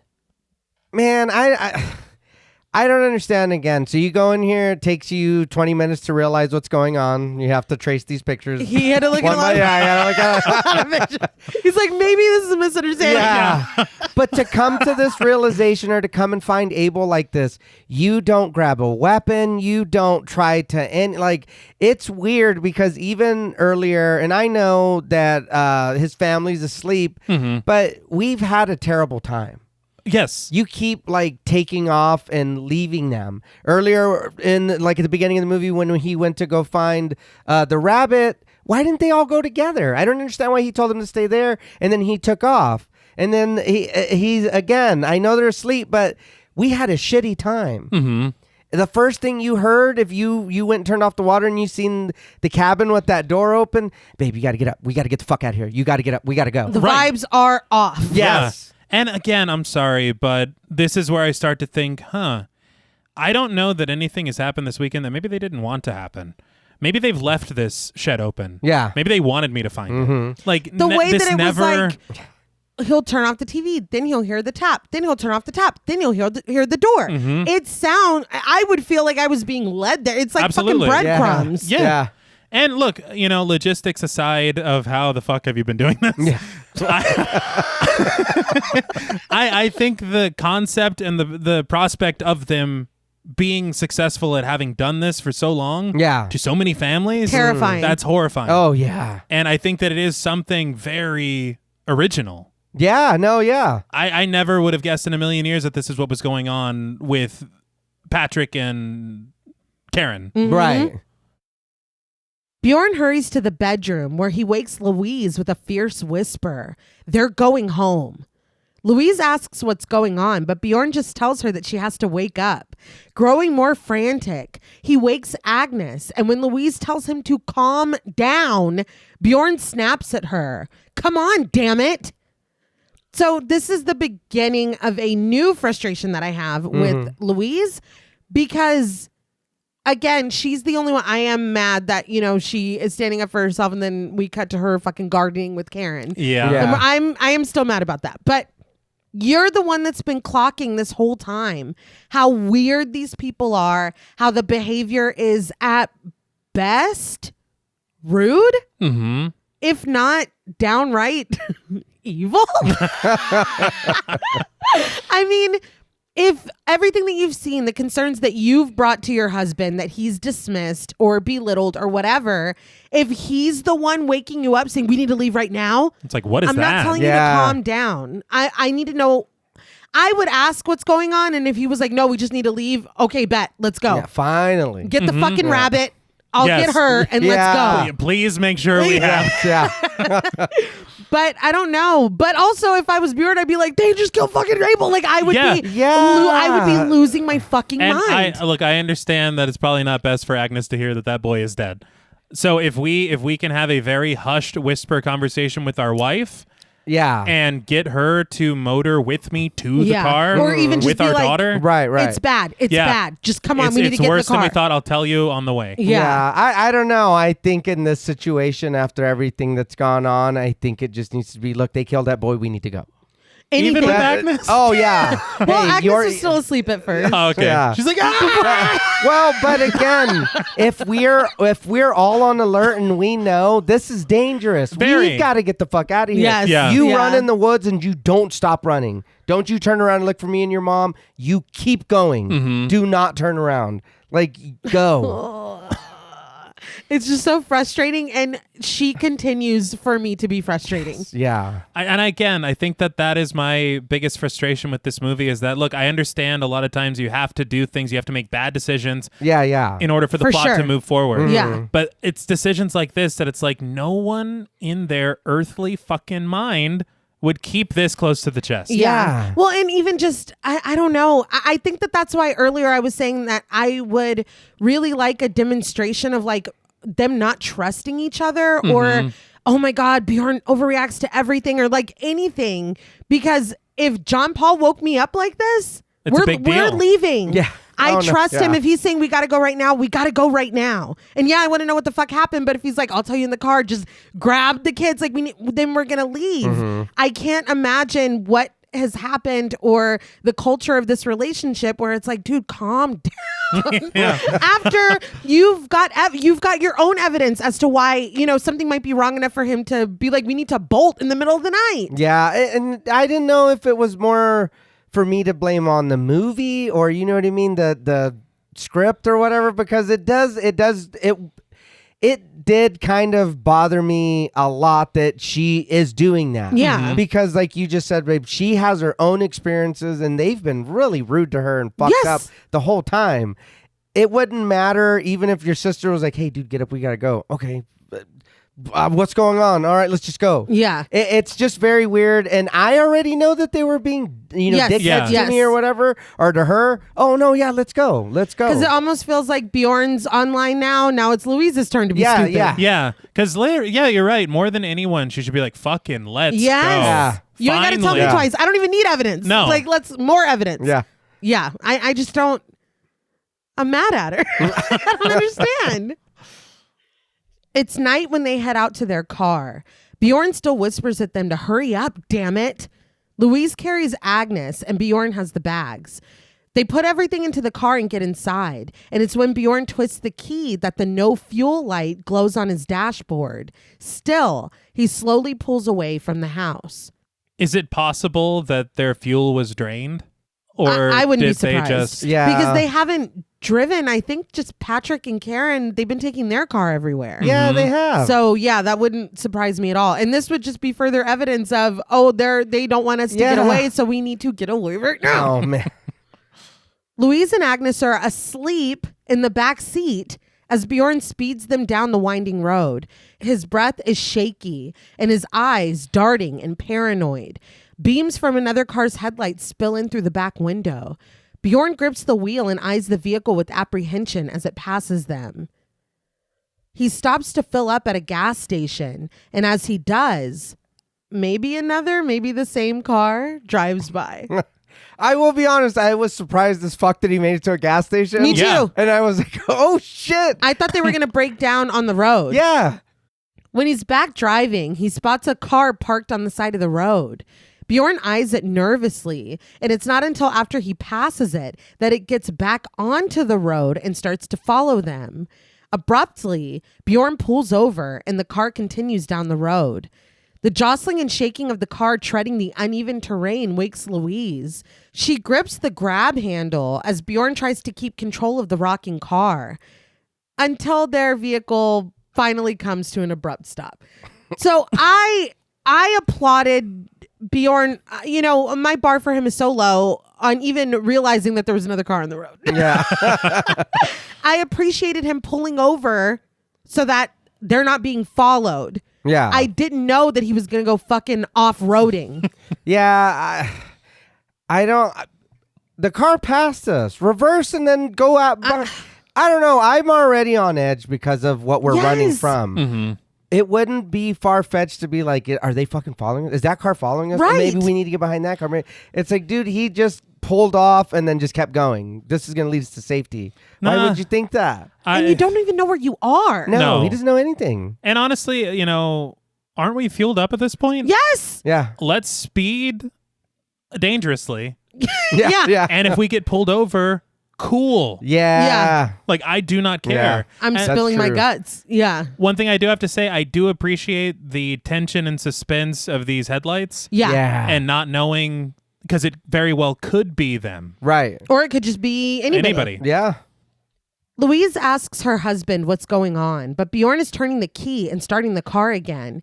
But when he presses on the gas, the tires spin beneath them. They can't get any fucking traction. Please throw twigs or rocks or something under the wheels that spin. You need to grab something to get out of that mud. He's just like, well, that's it. Yeah, no, yeah. He's just, he's accepted it. Bjorn tries again and again, and awake now, Agnes asks if they're going to be there soon. Louise responds dismissively that they are, and Bjorn finally turns to the back seat, admitting that he thinks they're stuck. After he turns off the headlights, Louise consults her phone, and when she asks if Bjorn is getting any signal, he says no. He opens the door and gets out of the car, pacing as his feet crunch in the grass, our view of him unsteady. He pauses when he spots a house in the distance with their lights on. After considering for a moment, he returns to the car and tells Louise that there's a house. He's going to go and call for help. He doesn't wait for her input before hurrying off, telling her to lock the door. Taken aback, Louise just tells him to hurry, and Agnes rests her head on her mother's shoulder. I don't understand, and it happens a few times in the movies, and I caught it, and this time it was like, why do you keep leaving your family, dude? Yeah. Every time you got to go do something and say, you guys wait here or I'm gonna go. Take them with you. Why the fuck do you keep doing that? It just doesn't make any sense, and it defies like all logic. Yeah, and especially right now with what we're stuck in, I don't care even if we weren't running from somebody. I'm not going to leave you in the car in the middle of nowhere. No. And we have no idea where we're at. We're 8 hours from home. And look, it's not as if everything had been perfectly fine and then you find this and we have to leave. Yeah. We are well aware that Patrick and Karen have got some very weird shit going on. Yeah. So if I tell you, or I should tell you, and any relationship couple that has any level of communication should be like, hey, there might what do you think? Why do you think I pulled off the road like this? I thought we were being chased. Yeah. So if there's a car and you see Patrick's big dumb face in the fucking windshield, don't open the door for him. Yeah. He just leaves. He just leaves. He's no like, warning. I'll be right back. Yeah. I'll be back in a jiffy. I don't know if maybe with his own rationalization, this is the brave thing to do, is to like venture off alone. And if he sees the car as a safe place, which I don't know why he would see it that way at this point, that they can stay here and be safe and he can like, you know, brave the fucking field or whatever. I don't know. Like, I just don't understand. But I don't understand, you know, any of Bjorn's thought process through the whole film. So, and this dude definitely is not putting anybody through a mattress. As you had said. Previously erroneously reported. Yeah, let's calm down. We've just received a correction. Hold on, everyone. We're watching Bjorn hurry across the field toward the house, but when we pan up to the rearview mirror, it's revealed that it's not Louise and Agnes watching him, but Patrick. His eyes are reflected in the rearview mirror. Imagine that. Bjorn is fully sprinting toward the house now as Patrick gets out of the car and starts to make his way across the field. Bjorn has made his way onto the property finally, but after a steep drop in the field, he falls down into a pond or a moat. I was like, what is this? He trudges his way through, the deepness going all the way up to his chest before he reaches the other side. Unbeknownst to him, Patrick is still approaching his family in their car as Bjorn is approaching the front door of the house. He calls out a desperate hello, looking over his shoulder worriedly before banging on the door and crying out another pleading greeting. When Bjorn returns to the car, wet and dirty from his trek, he finds the back seat completely empty. Panicked, he spins, screaming his wife's name before returning to the seat and finding an abandoned Ninus. She didn't care about this. Yeah, no, dude. A fool. Just like, oh, man. The Rev is like, they went that way? Yeah. You really shouldn't have left him alone, man. I do want to say I love these like foggy, dark shots. Yes. Yeah. Gorgeous. Mm-hmm. I was wondering about them stopping at the gas station, and it's very just ridiculous to even consider, whatever. Mm-hmm. But I don't know that they are even able to leave pumps running without any kind of oversight, because you need to have a shutoff if they explode. Yeah. So why, if I find all this evidence of their crimes in that shed and I find the body of a dead boy, somebody is alerting some kind of You're saying authorities. Ask for help. Yes. Yeah. Instead of just sitting there filling up and looking over your shoulder. Yeah. It's like, call the police, dude. Can't you read? So it's just like Bjorn is just incapable of anything. He snatches the bunny up and yells for his daughter. He sprints through the foggy field again, lost in its quiet darkness. When we find Bjorn again, he is sobbing with abandon, burying his face in his daughter's treasured stuffed rabbit as he screams her name. But he's rendered silent when a vehicle begins to approach, bathing him in the glow of its headlights. It's Patrick that pops out of the driver's seat. Hey, Bjorn, thanks for the call. I'm glad you agreed to meet us on the road. In the back seat, Louise sits with Karen and Agnes is in between them. Louise sincerely thanks Karen for coming to help them. It was really nice of them. And Karen smiles. Of course. Bjorn is still frozen in the headlights, soaked from the chest down, standing stiffly with Ninus dangling from his hand. Patrick approaches him slowly, and Bjorn's expression twists with grief. His teary eyes bulge. Patrick tells him calmly to get in the car, and Bjorn breaks. He sobs, drooling and begging for Patrick not to hurt his family. They just want to go home. But Patrick assures him that it's okay. As long as you do what we say, it's going to be fine. Bjorn's breath shudders as he stares back at Patrick. Him crying, I was like, oh, you're going to do whatever the fuck he tells you. Absolutely. You're done. Mm-hmm. Like, that's it. Hey, what's the weapon that Patrick is holding on him that's keeping him from beating the shit out of him in the middle of the street right now? Did you see it? What was it? Charisma. Yeah. Put all his points into it. Yeah. All of them. So That's you all got you it, need. boss. Yeah. That's all you need. So I'll be riding passenger, you've said? It's so it's so funny you say that because I was talking to Kristen about this movie and she said when she watched it the second time, she felt like she lost her mind because she remembered Patrick having a gun in this car. There is no gun. No. It's the only It's thing. all fucking mind power. I think that's the thing for me is that it's not as if we've made it to where or established anything to where it's as if Patrick has brainwashed Bjorn. Right. There is nothing here that has been established that's keeping him from doing anything, finally standing up for himself and his family. Yeah. So for him to just be sobbing all sloppily in the middle of the street. Yeah. Because it's no gun and 100 so that we can make sure like no clubs, no stabbing weapons, nothing, no weapons, no ropes, no anything, no nothing, no zip ties. There's no anything. No, just the charisma. Yeah. That's all you need, man. Bjorn sits in the front with Patrick while Louise, Agnes, and Karen stay in the back seat. Patrick navigates the car down the dark road. Louise asks when they'll be back at the house, and when Karen assures her that it won't be long now, Louise tells her daughter in Danish that they're almost there. There is something about one of them being in the front and one of them being in the back that would make me uncomfortable. Yeah. Because it's not like we're all besties and we're just going to sit in the back and kiki. Like, even when we went to the restaurant, y'all sat in the front, we sat in the back. You know what I mean? Mm-hmm. Like, it's like... Well, this is what you do with a hostage. Exactly. Yeah. I think that's what I'm getting at. Her face lit in the glow of her tablet. Agnes wonders, is Abel still sleeping?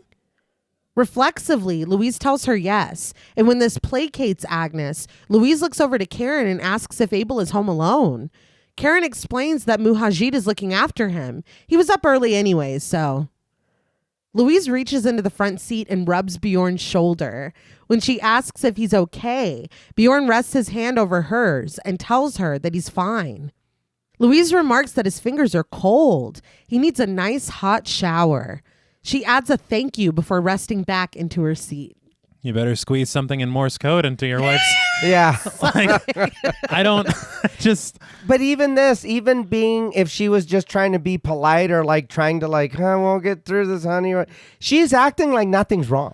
Yeah, she's completely oblivious. Yeah. And this should not be a situation where she is oblivious. Yeah.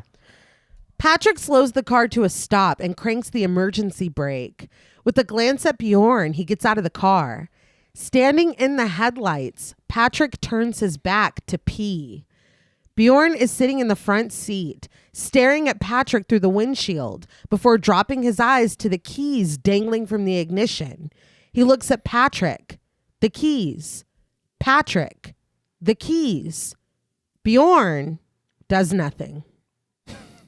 Hold on, honey. And then we're fucking... Yeah. Oh, no, yeah. We are running him down. Oh, no, like you wouldn't believe. Yeah. And then backing up while Louise is beating the shit out of Karen.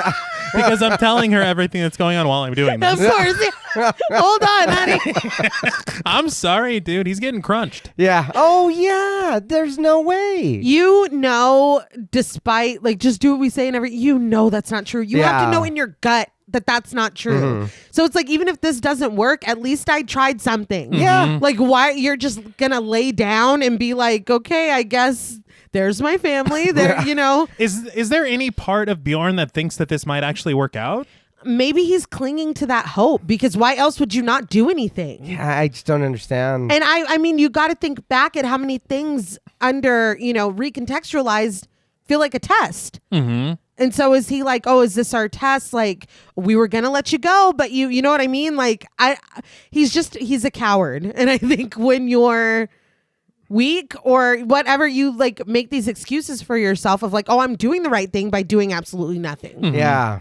it's one of those situations where, if you are being held captive or whatever, and then there's a gun left out and you're like, oh my God, and you grab it and you're like, all I heard was do it. And you start shooting and then it's like, click, click, click, click. And you're like, that was I'm a fucked. test. Yeah. There is nothing here that could end up like that. No. Yeah, This no. is just a vehicle with the keys in the ignition. There's no way that Patrick can have more control of this situation than we have right now. Yeah. So I think that's why I'm just like, Bjorn. Yeah. And Patrick's like, he knows you're not going to do shit. He's turned his back. Like, he's not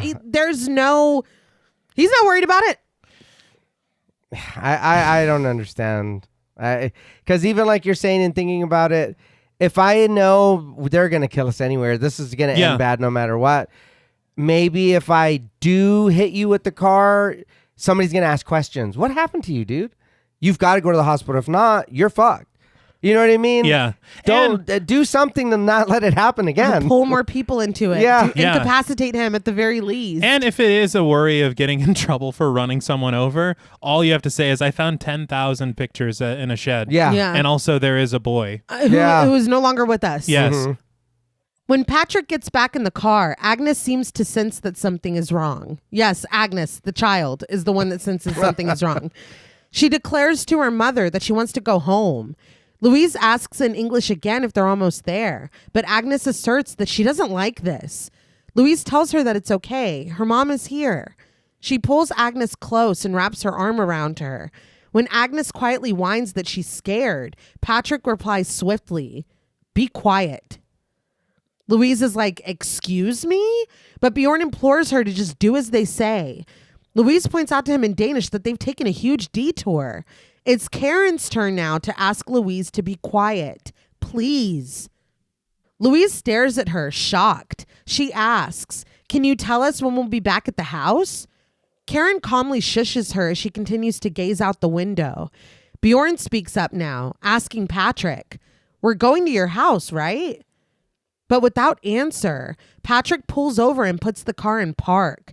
He flashes his headlights and another set flash back at him, the bright lights illuminating Louise's stricken face. She asks her husband what's going on, and when Bjorn looks to Patrick for answers, he finds none. Someone gets out of the car parked facing them, and when Agnes tells her mother again that she's scared, Louise, again, comforts her. "It's okay, sweetie. Mom's with you." She says again that she's so frightened, but Louise reminds her of what she always tells her. When Mom's here, nothing bad can happen. Agnes says that she just wants to go home to her own bed, and Louise sympathizes. She knows she'll take care of her, and Karen watches all of this with a small smile. Louise implores them to just tell them what's going on. Patrick tells her to shut up. Shut the fuck up. Bjorn informs him that he can't talk to his family like that. You can do everything else. You can't talk to us. And what is it? Is it just the fuck word? Because shut up just a second ago was fine. To his daughter. He's like, yeah, shut up, honey. Yeah. Let's- It's like, I'm glad somebody said it.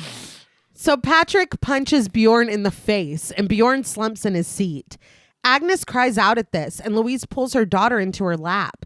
She tries to open the door and finds that she can't, so she just wraps both arms around her daughter and offers what little comfort she can. Bjorn cries and cradles his face, and Karen is looking down at Agnes with concern. She calls her name gently and starts to speak to her in Dutch.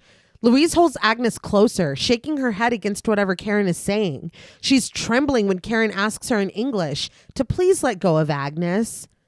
Bjorn unbuckles his seatbelt, but before he can launch himself into the back seat, Patrick punches him in the stomach and he's just down. Yeah. He's like, oh, my stomppot.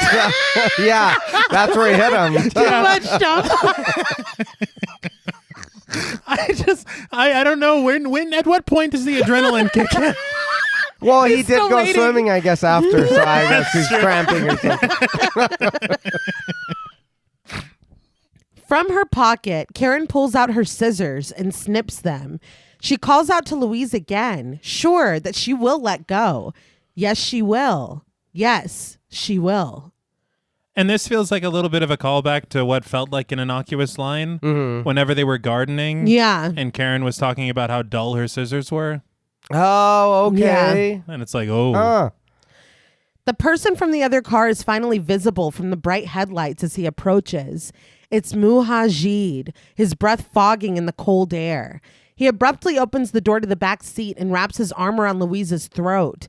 As Louise fights for air and hits Mujahid's arm, Karen pulls Agnes from Louise's lap and into her own.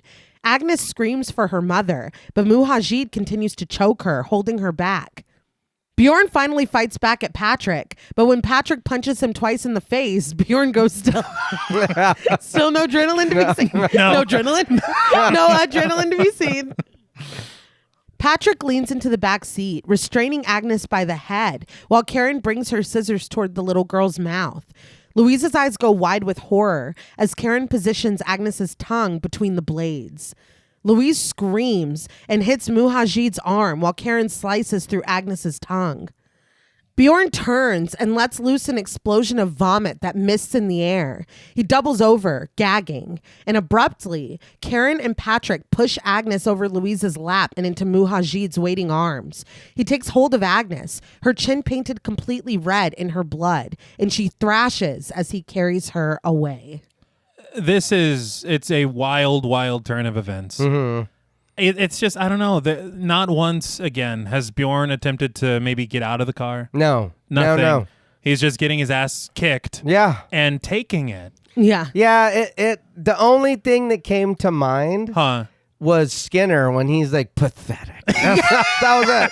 I was like, dude, I don't know what you're doing. Me neither. I just can't imagine if anything is going to kick you into like superhuman fucking, Yes, I'm going to break Patrick's neck. I'm going to burn everything down. Like, dude, this is when you're chewing someone's face off. Yes. This Oh, is no, when yeah. there's nothing you're stopping like in you. a blind fear. Like there is no, Gregory Peck gagging. There's no vomiting. There's no like, this is pure, I guess, that adrenaline that just never kicked in. Yeah. It's very upsetting. And you watch the tongue get cut and it's pretty rough. I have to be honest, whenever they pull up and it's Mujahid's headlights, I expected them to be pulling up and they were going to be surrounded by cars. Okay. Like almost like this is a cult situation. Well, that would be a lot more like, okay, I'm not fighting back. What am I supposed to do? What can you do? Yeah. So let's put a pin in that. Okay. And we can explore that in a moment. Okay. Let's just wait. I did want to say that Tafdrup had said he'd been advised that when you're making a dark film, you have to have a very light set. He said that everybody got along and had a really good time together and that the kids' parents were on set every single day because he said in his mind, when you cast children, you're also casting their parents. You always want the parents around so that the children are comfortable. Yeah. And to illustrate kind of both of these facts, he said that in this scene where Agnes gets her tongue cut off, they had to keep doing it because Leva Forsberry could not stop laughing. So, I mean, at least the kids were fine. No, that's good. Yeah. Louise screams her daughter's name, smacking against the window, but Patrick is already driving away. Louise screams to be let out. She rages and punches the seat, hitting and shaking a stone-faced Karen. The melancholy score drowns out her cries. She continues to scream and cry out as Bjorn sits in shock, staring quietly ahead with bulging eyes. Finally, he turns to look at Patrick, who continues to drive calmly. The score dies away when Patrick finally parks the car in the middle of a deserted road. Karen gets out too, waiting and watching as Bjorn slowly rises to his feet and Patrick lets Louise out of the back. Bjorn's face is bloody from the beating he took from Patrick, and he and Louise stand next to each other in front of Karen and Patrick. Sniffling, Bjorn weeps. Why are you doing this? Patrick's answer is simple. Because you let me.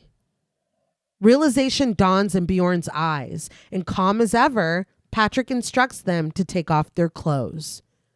So, of course, I'm not the only one that was thinking of The Strangers. Yeah. But for me, this was as effective as it was for me back when I heard it on The Strangers the first time. But they're not in a kitchen on a countertop. Proceeding to put it in. But just the senselessness of it. And I will say this is even worse because you were home is like senseless and random and horrifying. But because you let me is like, dude, I I've pushed every boundary and Yeah. you've let me do it. Yeah. Because You came back. Yeah. there is no shame or regret involved with being home. No. Right. This is entirely your fault. Mm-hmm. And I'm you- glad someone told him. Yeah. Yeah. Well, and you see Yeah. it hit, like wash over him like, oh, this is my fault. Like realization dawns on him. Mm-hmm. Detached and dazed, Louise takes off her jacket and drops it to the ground before pulling her t-shirt over her head. She shields her exposed breasts as Bjorn takes off his own shirt, still reeling from the shock.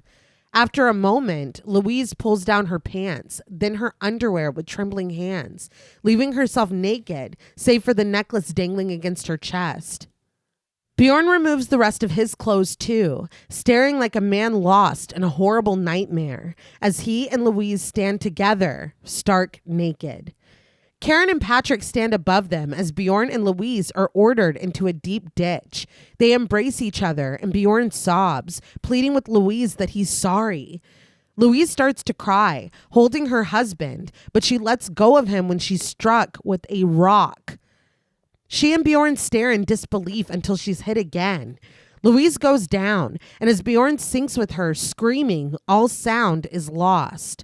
A hauntingly beautiful song plays as Bjorn and Louise are stoned, the rocks immediately imbuing their skin with dark bruises, their bodies shuddering from the pain. Patrick and Karen continue to throw the stones at them until Bjorn and Louise are two still and nude heaps in the ditch. Their work finished, Karen rests a loving head on her husband's chest. With the sun coming up, we can see now that this is the place that Patrick brought Bjorn to scream, that quarry, which is terrifying. Yeah. We press in on Bjorn and Louise from above. The couple still lie together, cradled in each other's arms, their naked bodies battered, Louise's eyes eternally staring, and their lives lost. So we have arrived now at the ending that the Tafdrup brothers were told again and again and again to change. They were told specifically to make it happy or at least hopeful. And this is a little bit different than the original ending because logistically, they just couldn't make it work. Initially, this was supposed to be a cult-like situation. Really? Okay. Patrick and Karen would only be part of a group of about 30 who were doing this. And they all convene here at this ditch to do this together, each with the victims that they've brought. So Bjorn and Louise would only be two of the people getting stoned to death in this pit. But they couldn't secure the funding, and having so many extras just proved to be out of their reach, and they scaled it down to this, which Tafdrup said that he thinks works better, that the quietness and non-explanation of Patrick and Karen's motives are scarier to him. I understand maintaining the focus on just Bjorn and Louise, but I have to disagree with that. I think that it would almost put me in the mind, and there may be some more overlap between this and The Invitation. That's exactly what I was thinking. Where it is much larger than it appears to be. Right. And you learn that only later. And I think that having a kind of a cult situation would also make it a little easier to explain all of those photographs that we saw in the shed. Oh, okay. Because maybe it isn't, Patrick and Karen have done this to 50 families. It's each picture is a different cult member with their stolen child. Okay. Right. Okay. I think too that because I was expecting something a little bit bigger because of the restaurant. Okay. When that guy sees them together and Yeah. he sees, you know what I mean? Like if these people disappear and then suddenly Patrick and Karen have this little blonde daughter that they never had before, like it feels like, oh, we know him. Like the food's great. It's local, whatever. It felt like them being the only people there. Like I thought that kind of led me to believe that at least some people were in on it. I mean, obviously Mujahid, but Right. Okay. yeah. And so it's like it becomes this like kind of senseless violence. I was thinking like child trafficking. Okay. But them killing Abel, I mean, unless that just wasn't part of the plan, I don't know. I don't know. It almost kind of felt like they were trying to replace him. Yeah. Like they were vetting Agnes to take his place. Well, and clearly that's what, the dinner was of her like mothering, Karen mothering Agnes. But I mean, like, it's just that's what they do. Oh, we're tired of this kid and whatever. And then we see all those pictures. I think it would explain a lot more if it was the cult, if it was like, okay, you guys were never going to fight your way out of this. Right. But them being just them too, it's like, dude, that's infuriating. It's more maddening. Yeah. And then when we pull out and we do see them and it's very fucking like sad and bleak and whatever, they're fucking dead and they're down there. But when we do pan out, there are piles of rocks beside them. Mm-hmm. So to me, I was like, so is there other people under those rocks? Is that what's going to happen to you? Or are they like, look, you have a chance to fight back. Here's your piles. You still didn't fight back. You just let us throw rocks at you. Like it's the last. Yeah, it's like, show us. And you they give didn't. a fuck. And you didn't. And that also, thinking about it, if it were these piles covering other bodies, that would at least, because I'm still without an entire like apparatus and a bunch of fucking people being involved. Right. I don't know how they're getting away with this all the time. Yeah, It's that. That is weird. That's why I'm like, if Mujahid is kind of the only like person in on this, whatever the hell that they're doing, how do you guys have you can't have a social life? You can't you change a kid every fucking handful of months. And what does he get out of this? Because what the fuck, you're what is it called? An associate or a fucking accessory to all this shit? Oh yeah, because you're helping them do this. That's sure why I are. was thinking like trafficking. Yeah, because it's like they're part of like a organized. The way that they did it, this is what they do. Right. So, I mean, I don't know. He takes Agnes and then brings her back a little bit later to Karen and Patrick. Like, I don't really understand. Because Abel's tongue being cut out, this is the procedure. This is what, you know, their thing is. So, I mean, I think that for me, I didn't really have any of these questions the first time I watched it because I was just so, like... Upset. Frustrated, angry, sad by what I was seeing that I'm not like, so what's the plan? It's like, oh no, this is their cycle. This is what they do. Yeah. And you had every opportunity on the fucking planet to not have fallen victim to this, and you did not take any of those opportunities. And so it's so tragic, but like also you're so angry, but like, again, this is my 4th time watching it, and I don't advise anyone to watch this movie 4 times. Probably not. But I do have questions as to like, what's Mujahid getting out of this? Yeah. Well, I mean, what are they even? I feel like, again, if it's a cult, then maybe it does feel more like a ritual. Yeah. And outside of that, it just seems like it's their MO as far as being like serial killers. Right. Yeah. But even then, I don't understand a lot of things. Yeah. It's just more questions. Yeah. Just get past it. But aside from it being part of that grander conspiracy that they had planned before, this was the ending that they lost all those auditions and funding over, because Tafdrup said that making this happy negates the entire point of the film. A lot of people, when put in uncomfortable positions, they ask, is it me that's being weird? Am I seeing something that's not there? We put it on ourselves because we've been trained to operate under a baseline of politeness. But the point of the film is that this is what happens when you don't listen to your instincts. Maybe not exactly this, but, you know, bad things can happen. And letting Bjorn and Louise fight off Patrick and Karen and ride off into the sunset completely ruins that messaging. So I do appreciate them sticking to their guns, whether we have, you know, questions or not succumbing to the temptation of being like, oh, we'll get all this money if Bjorn does fucking remember that he is a father and a husband and protects his family, and then they steal Patrick's car and then they get out of there. Like, I appreciate them going with this fucking awful conclusion to just this, I mean, decision after poor decision. You know what I mean? Yeah. Before we move on, though, this song that is used, I think you said it was Hauntingly Beautiful, which it is. Yeah. This is them reusing, at least according to Colster, the composer, the song from earlier that they used in that instead of California Dreaming. Right. What I will say, because you had talked about almost like a biblical kind of, he had said, I thought it was very interesting. In an interview, I read that he had said that he imagined Tuscany as heaven, Denmark as limbo, and Holland as pure hell. Oh, wow. And and it is. You know what I mean? Like, you think of how they met in Italy, and it's so bright and it's beautiful, and like this, meet cute, and we're having dinner together, and we were stuck with this boring couple, but you guys are so funny and cool, and you're complimenting us all the time. And then Denmark, he's like lost, and then he gets the postcard, and then not intentionally going to hell, but let's go to hell. That's interesting because I saw this interview. It was with the director, but he talked about the production designer, Sabina Havid. And apparently she had put a lot of paintings throughout the film that we see that we maybe don't focus on. Right. But they're biblical references. And a lot of it is pointing to this idea of legitimate and like real evil.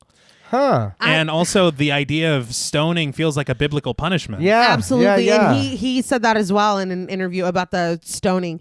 I was curious too, because there's a little more space dust on here. We'll wrap it up right now. But on the credits at the end, the credits go over a painting, and I was wondering what the hell it was or what it meant. And so I wonder if that's, it's very interesting. But that haunting song continues as we watch a child dive into the sparkling pool in beautiful Tuscany, Italy. A little girl swings with a big smile on her face. Two children frolic in the summer spray of a sprinkler. A little boy sits, eating lunch with his adoring parents. Tafdrup also said that this piece here is his favorite part of the entire film because it's so innocent, but it is so dark. After what we've experienced through the rest of the film, the music and our experience makes it very unnerving, but it's literally innocent children playing, swimming, running, eating, but you're like, oh my God, it's really reshaped the way that we see things. A car slowly makes its way down a winding road. The driver rests his elbow on the window's ledge, a cigarette forked between his fingers. We see that it's Patrick behind the wheel, Karen in the seat beside him. Our view is from the back seat as Patrick raises his eyes to us in the rearview mirror. And sitting there with Ninus on her lap, staring silently with her eyes straight ahead, is Agnes, no doubt on her way to a resort where Patrick and Karen will soon make friends with the new family. As the song finishes, it cuts to black and the credits roll over that macabre painting. So, what did you guys think of Speak No Evil? For all the anger and frustration we go through with Bjorn and Luis, the movie's good. Everybody does what they're supposed to. Like you go into a movie and you do want to feel something, whether it's vibes or whatever, and you're like, man, that was pretty fun, or that was so bad it was good, or it's whatever. This movie is very maddening. Like everybody does exactly what they're supposed to. They knew what to do. They knew how to deliver their lines. Everything is great because I was super pissed. So I'm like, I can't even take that away from what the movie is. The movie is good. But yeah, it's very, very frustrating because you do, especially if you know what I mean? You have a family and you're on vacation or you do regularly do stuff. It's like you can put yourself in that position. And it's like there are moments when, and like, yeah, I think you said earlier, babe, when it's like, am I tripping or am I reading this right? Or am I being the asshole? But I think there were enough times where Bjorn could have been like, no, that was a line crossed. That was whatever. We're done. And even when his wife's telling him, Luis is saying something, just listen, just leave. Her little switch there at the end of not knowing what was going on was a little frustrating in a different sense. But it was still frustrating seeing what happened and how we closed off the movie and ended it. But I'm probably going to take some time before I watch this again. I don't think that if ever. Right. I don't think I need to rush to check this out again and be upset. But I would like to watch the remake. I know you did, babe, and you said that you think it's different enough. So I would like to check that out. But man, this is a really good movie. Yeah, I agree. I think that my difficulty is trying to find the distinction between like how pissed off they wanted me to be and how pissed off I am because of other reasons. Right. You know? Okay, that's fair. And it's difficult, I think, because I love bleak films. I'm a big fan. I know you're not. Yeah. But there was never a time, like, say we're watching Old Boy, where you're like, "Oh, Dae-soo, you fucking idiot!" Yeah. Or why are you making the dumbest decision that could ever possibly be made? Never. And yet everything still moved along in such a way that it ended, and your mind is blown, and one of the worst things that could possibly ever happen has happened. Yeah. But with this, it's like, things are really only explained away because we need this to happen in order to get to the next thing. And I understand, like, a lot of horror films thrive on stupid decisions. Right. A lot of horror films, it's like, look, if we don't do something wrong or make a really big mistake here, then we don't have a movie. And I get that. Yeah. But I feel like this one is just like loaded with like plot contrivances and so many choices on behalf of these characters that just defy logic in such a way that it stops for me being entertaining. Okay. I'm just like, there is no human being on the planet Earth that would allow or react, or because it goes beyond politeness. It's not politeness. It's fucking being stupid. And I'm sorry. It's flustering and frustrating me because it's just watching this dude not at all realize the importance of protecting your family. Yeah. And doing the dumbest things that I've maybe ever seen a character do. He's infuriating. Bjorn? Yes. Yeah. Oh, yeah. It's beyond. We have a list, I think, a running tally of people that we've hated on the films we've covered. Yeah. Or bad husbands. Yeah, bad husbands. Yeah. Yes. I don't know. It's going to be a very long time before we defeat Bjorn. Yeah, I was going to say he's the final top of that boss. list. Yes. It's unbelievable. But I mean, I don't know. I think that what makes it so difficult is a lot of times when you have things like this where you're like, the narrative may not be there, or the story or the characters or whatever. You have something that can counterbalance it, and you're like, well, at least this was killing it. Yeah. And I think you can say that, like you're saying about the performances. Right. I think that there are a lot of really good shots, and the narrative itself, the idea and the story are very interesting, told in a very interesting way, and concluded admirably bleakly. Yeah. And sticking to your guns of this idea that you had rather than trying to sugarcoat it to appease anyone. Right. Is admirable. But it is just one of those things where it's like literally nothing here adds up logically. Even logistically for Patrick and Karen. Right. Yeah. Like how? Yeah. How are you getting away with it? Absolutely. So, I mean, I don't know. A score is going to be really hard for me on this one because I don't know what to do. Okay. Yeah. This one was a difficult one. I don't know, how much of it. I think that I'm struggling to even put my thoughts together. Why I was so against a remake at first when I first heard that it was happening is because Tafdrup was very public about this kind of being an indictment on what he dubbed Scandinavian politeness. Not fully knowing that, or I guess, as he said, not fully understanding how much of a universal thing that this is. And so as somebody with people-pleasing tendencies myself, I never want anyone to feel uncomfortable. I never want, I'm that person that will, Tony Soprano push my food around rather than be like, I actually don't like this at all. I actually don't eat blank. I'll just sit there and then we can pick up drive-thru on the way home. I'm not one. I never want anyone to feel badly, ever.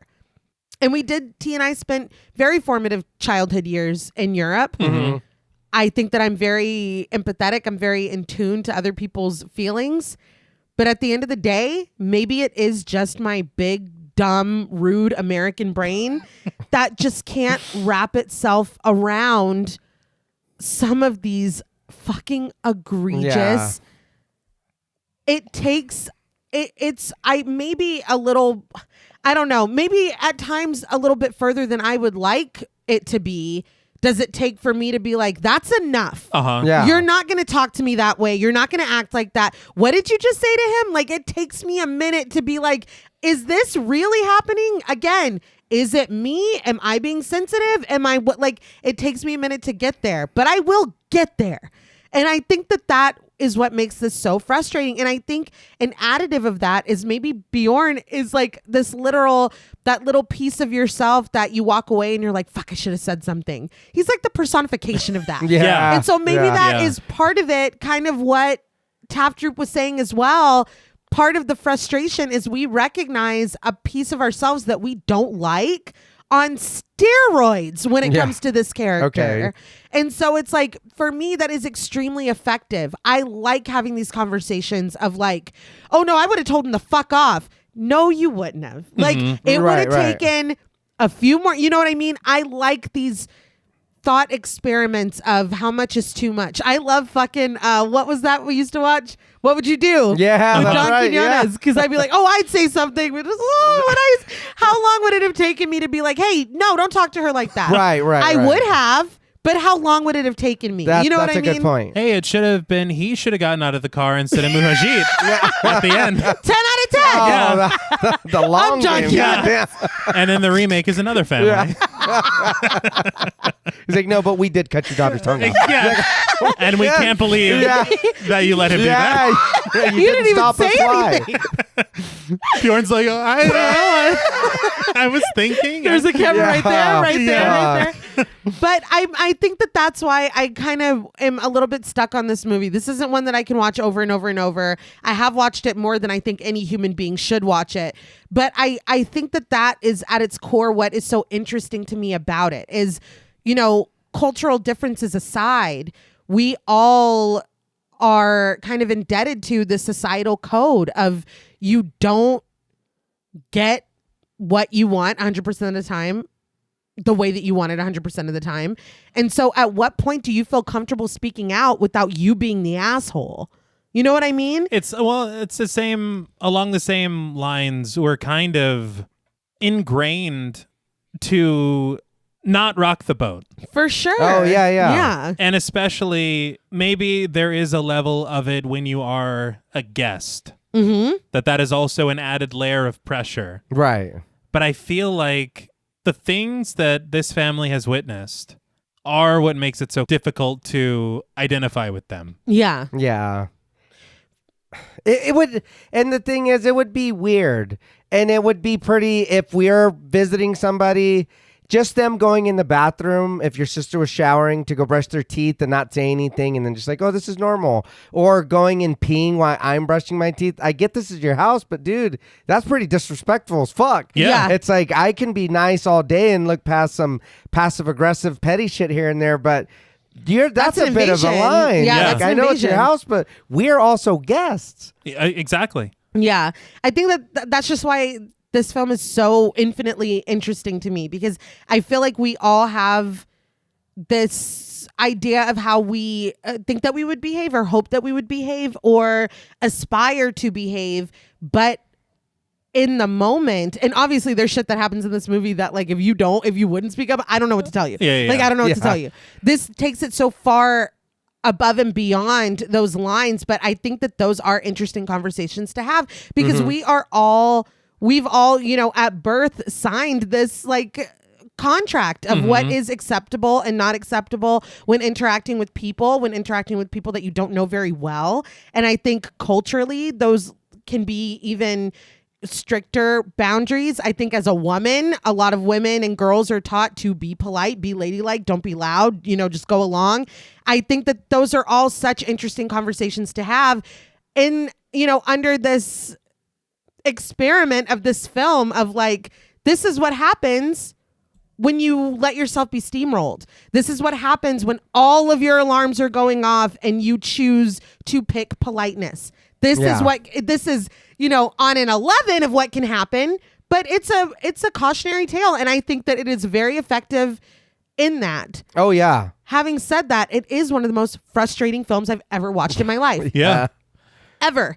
The character of Bjorn, again, a bad husband, bad father, final boss.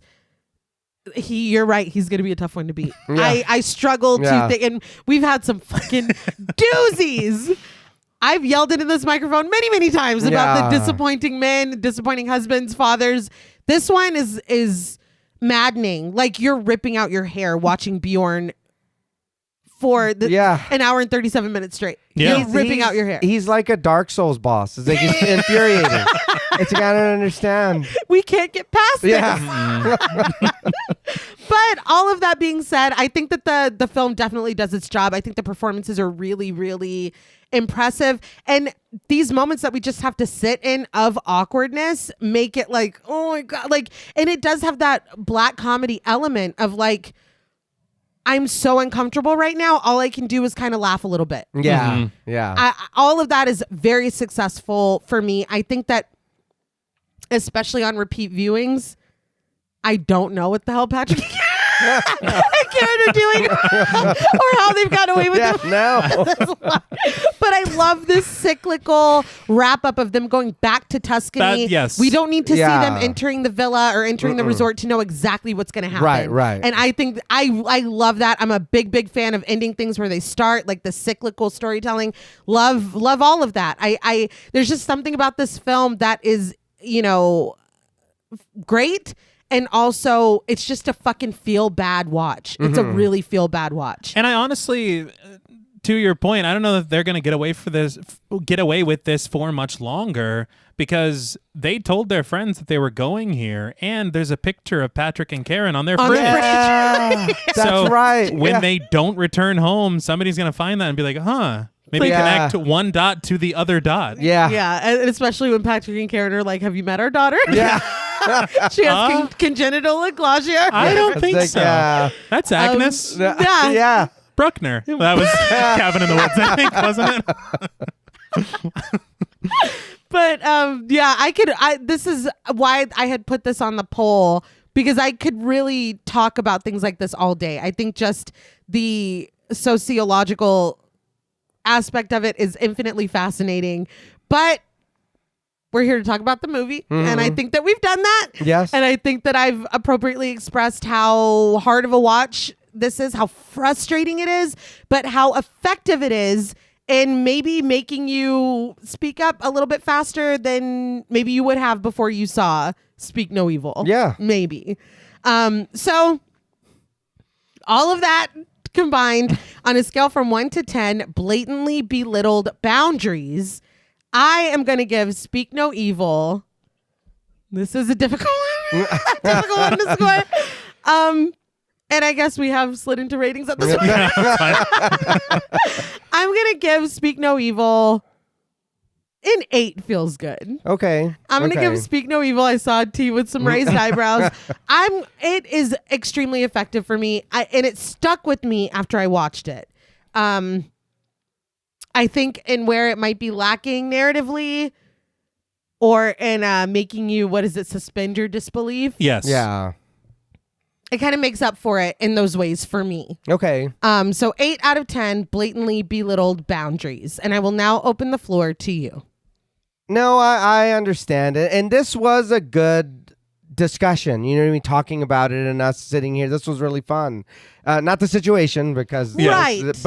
And I will say again, honestly, we want to feel something from movies. We want to have a connection with it. We want to whatever. And this movie did its job. It made me mad, and it made me question things. And like you're saying, the social standards and what we do put up with and what we won't. Where's the line?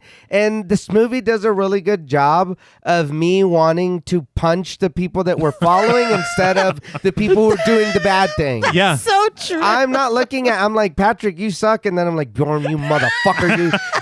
There's no reason for that. Why am I not giving Patrick more shit? I'm looking at Bjorn and I'm like, dude, what the fuck are you doing? See, that's also fascinating because we've not even mentioned what Patrick really. What's funny, honestly, is when we get to that point when he's like, because you let me, I'm like, get his ass. Yeah. I don't know. And why? Yeah. Drag him. Yeah. Throw a rock for me. Yeah, seriously.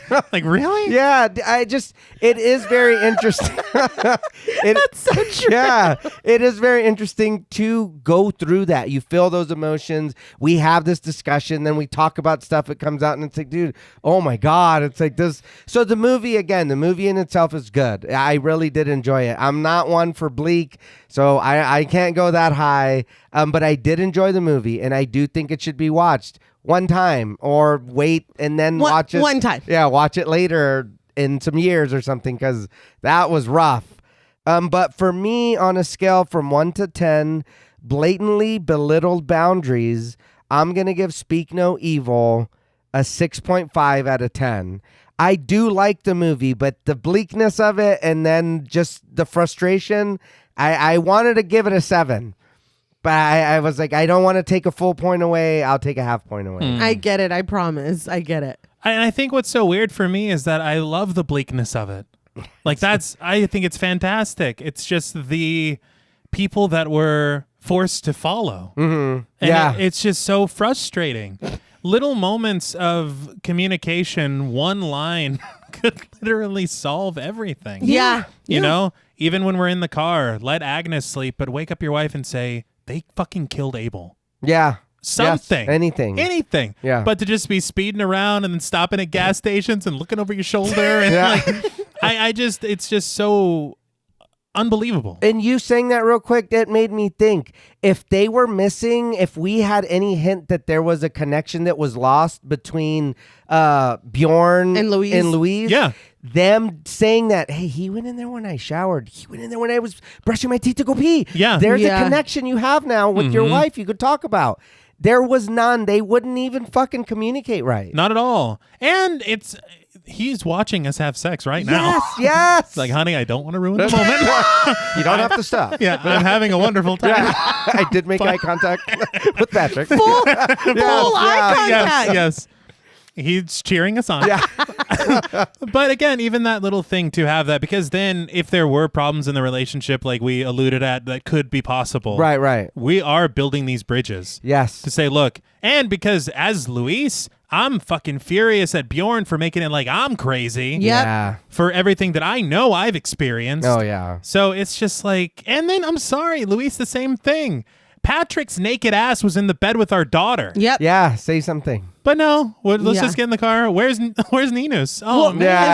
Yeah. What's funny is she doesn't tell him that, and then when they're confronting them for not saying goodbye, she was like, I just think it's inappropriate. But you're just fucking standing there. Yeah. Like, if that's the first you heard of that, wouldn't you be like, what the fuck did you do? Yes. Yeah. He's just like, Yeah. I will take one of those sandwiches. You Yeah. offer. I was like, where's that board? Yeah. Seriously. Any also- leftover pork? and also a little more stamppot. Yeah. Yes. Wow, that goes on. Mhm. Yeah. Everybody knows that. That's an assumed side. Yeah. Oh, but I'm sorry. You know, and I'll give them a little bit of a kudos for introducing me to Stammpot. But I don't know. I think that the characters are just they're really, really they're a problem for me. Yeah.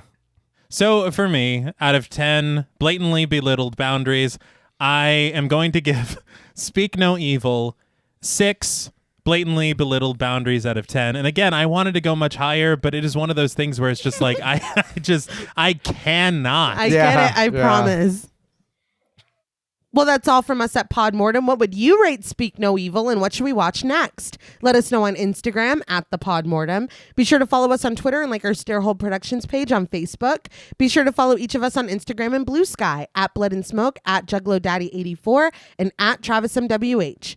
Thanks again to Original Cinematic for sponsoring this week's episode. Please consider pledging to our Patreon, where you'll get over 300 hours of bonus content, our monthly schedule, access to our Discord server, and the opportunity to help us decide which films to cover. And if you're looking for Podmortem or Stairhole Productions merch, follow the link in our episode notes. Stay tuned until after the music for a special shout out to our Wendigo Getter patrons.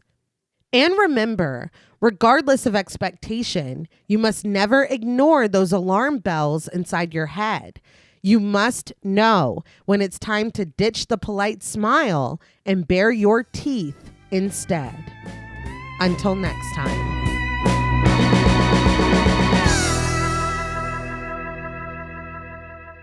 Thank you for staying tuned for a special thank you to our Wendigo Getter patrons. Woo! Yeah! Very good.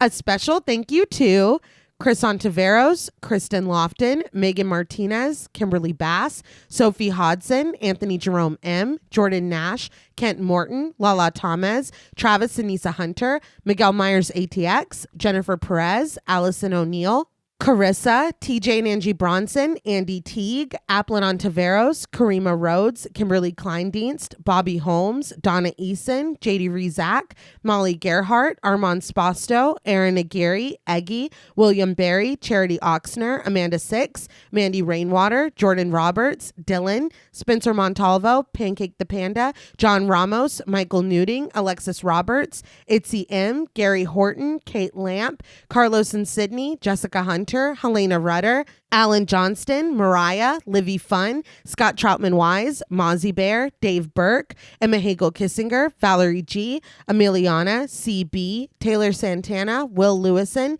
Angelique, Smelly Poo Poo Head, Beth Bauer, Cookie, Esperanza J, Jason Kyle OKC, Joshua Rumley, Danielle Peralta, Sawyer P, Sahara, Girl That's Scary, Cassandra, Andrea Simmons, Ashley Higuera, William and Xxena Rush, Ryan Brom, Megan Ochoa, Laura Lassiter, Eileen O, Marissa E, Henry F, Megan M, Strangely Sarah, Christy Beck, Nancy and Andy, Amanda Lopez, Andy Terrell, Erica Morin, Tris Wynn, K.87, Mariah Jensen, Carrie A, Lonnie Lono, Powell, Kayla E, Maggie H, Murder Stina, Kristen Marcy, Ori 81 Baricua, Look Like That One Girl, Bog Boy, Felnez 63, Alita Pui, Probably My Jugs, Kate Thackeray, Wade Pack, A Lizard, Bay J, Jay Rich, Topher Williams, Elena Metler, Valerie K, Christy Lee Kruger, Professor of Humanities, Laura McCarricker, Naomi, Josh Smith, Autumn Green, Abby Kopp, Crystal 831, Skank Sinatra, Morgan Alexander,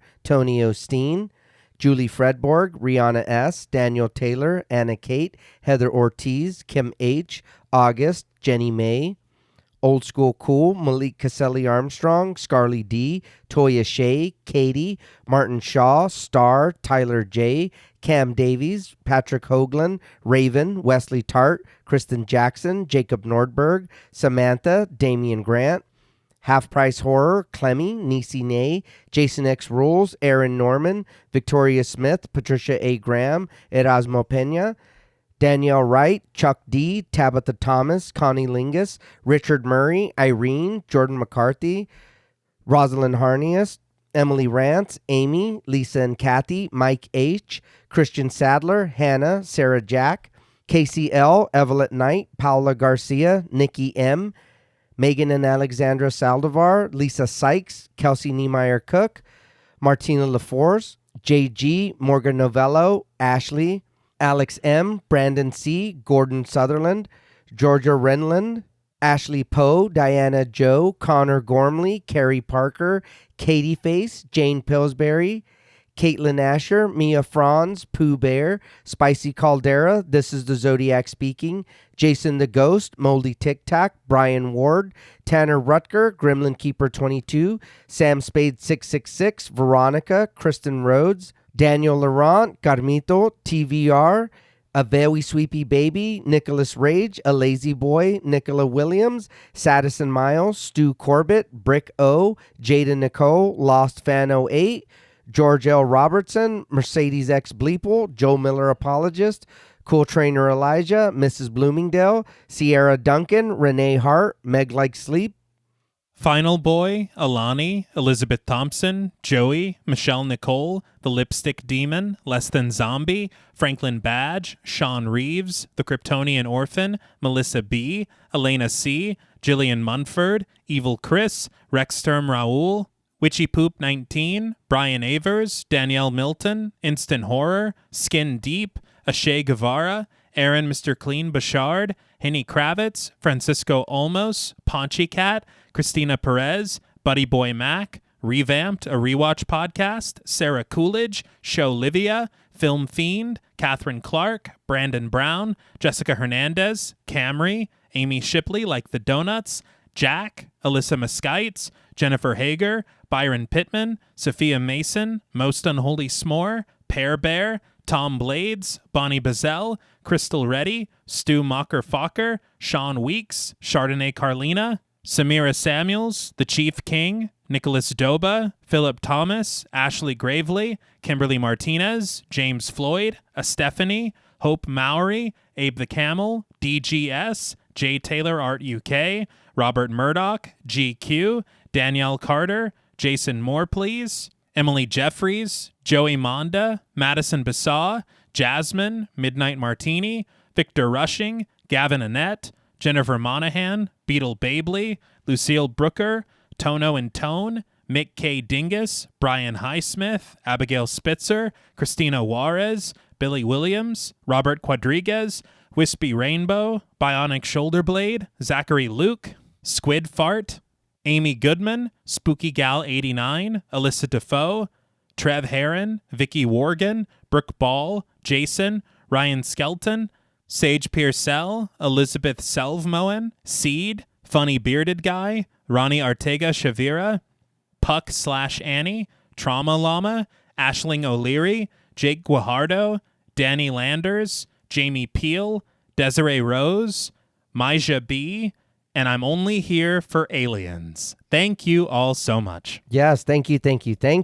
Yes, thank you very much. And we just want you all to know that we love you so much. We would totally let you buy us dinner. Yeah. Hopefully, Sounds great. Stampa. Yeah. All for 'em. Yes. Until next time.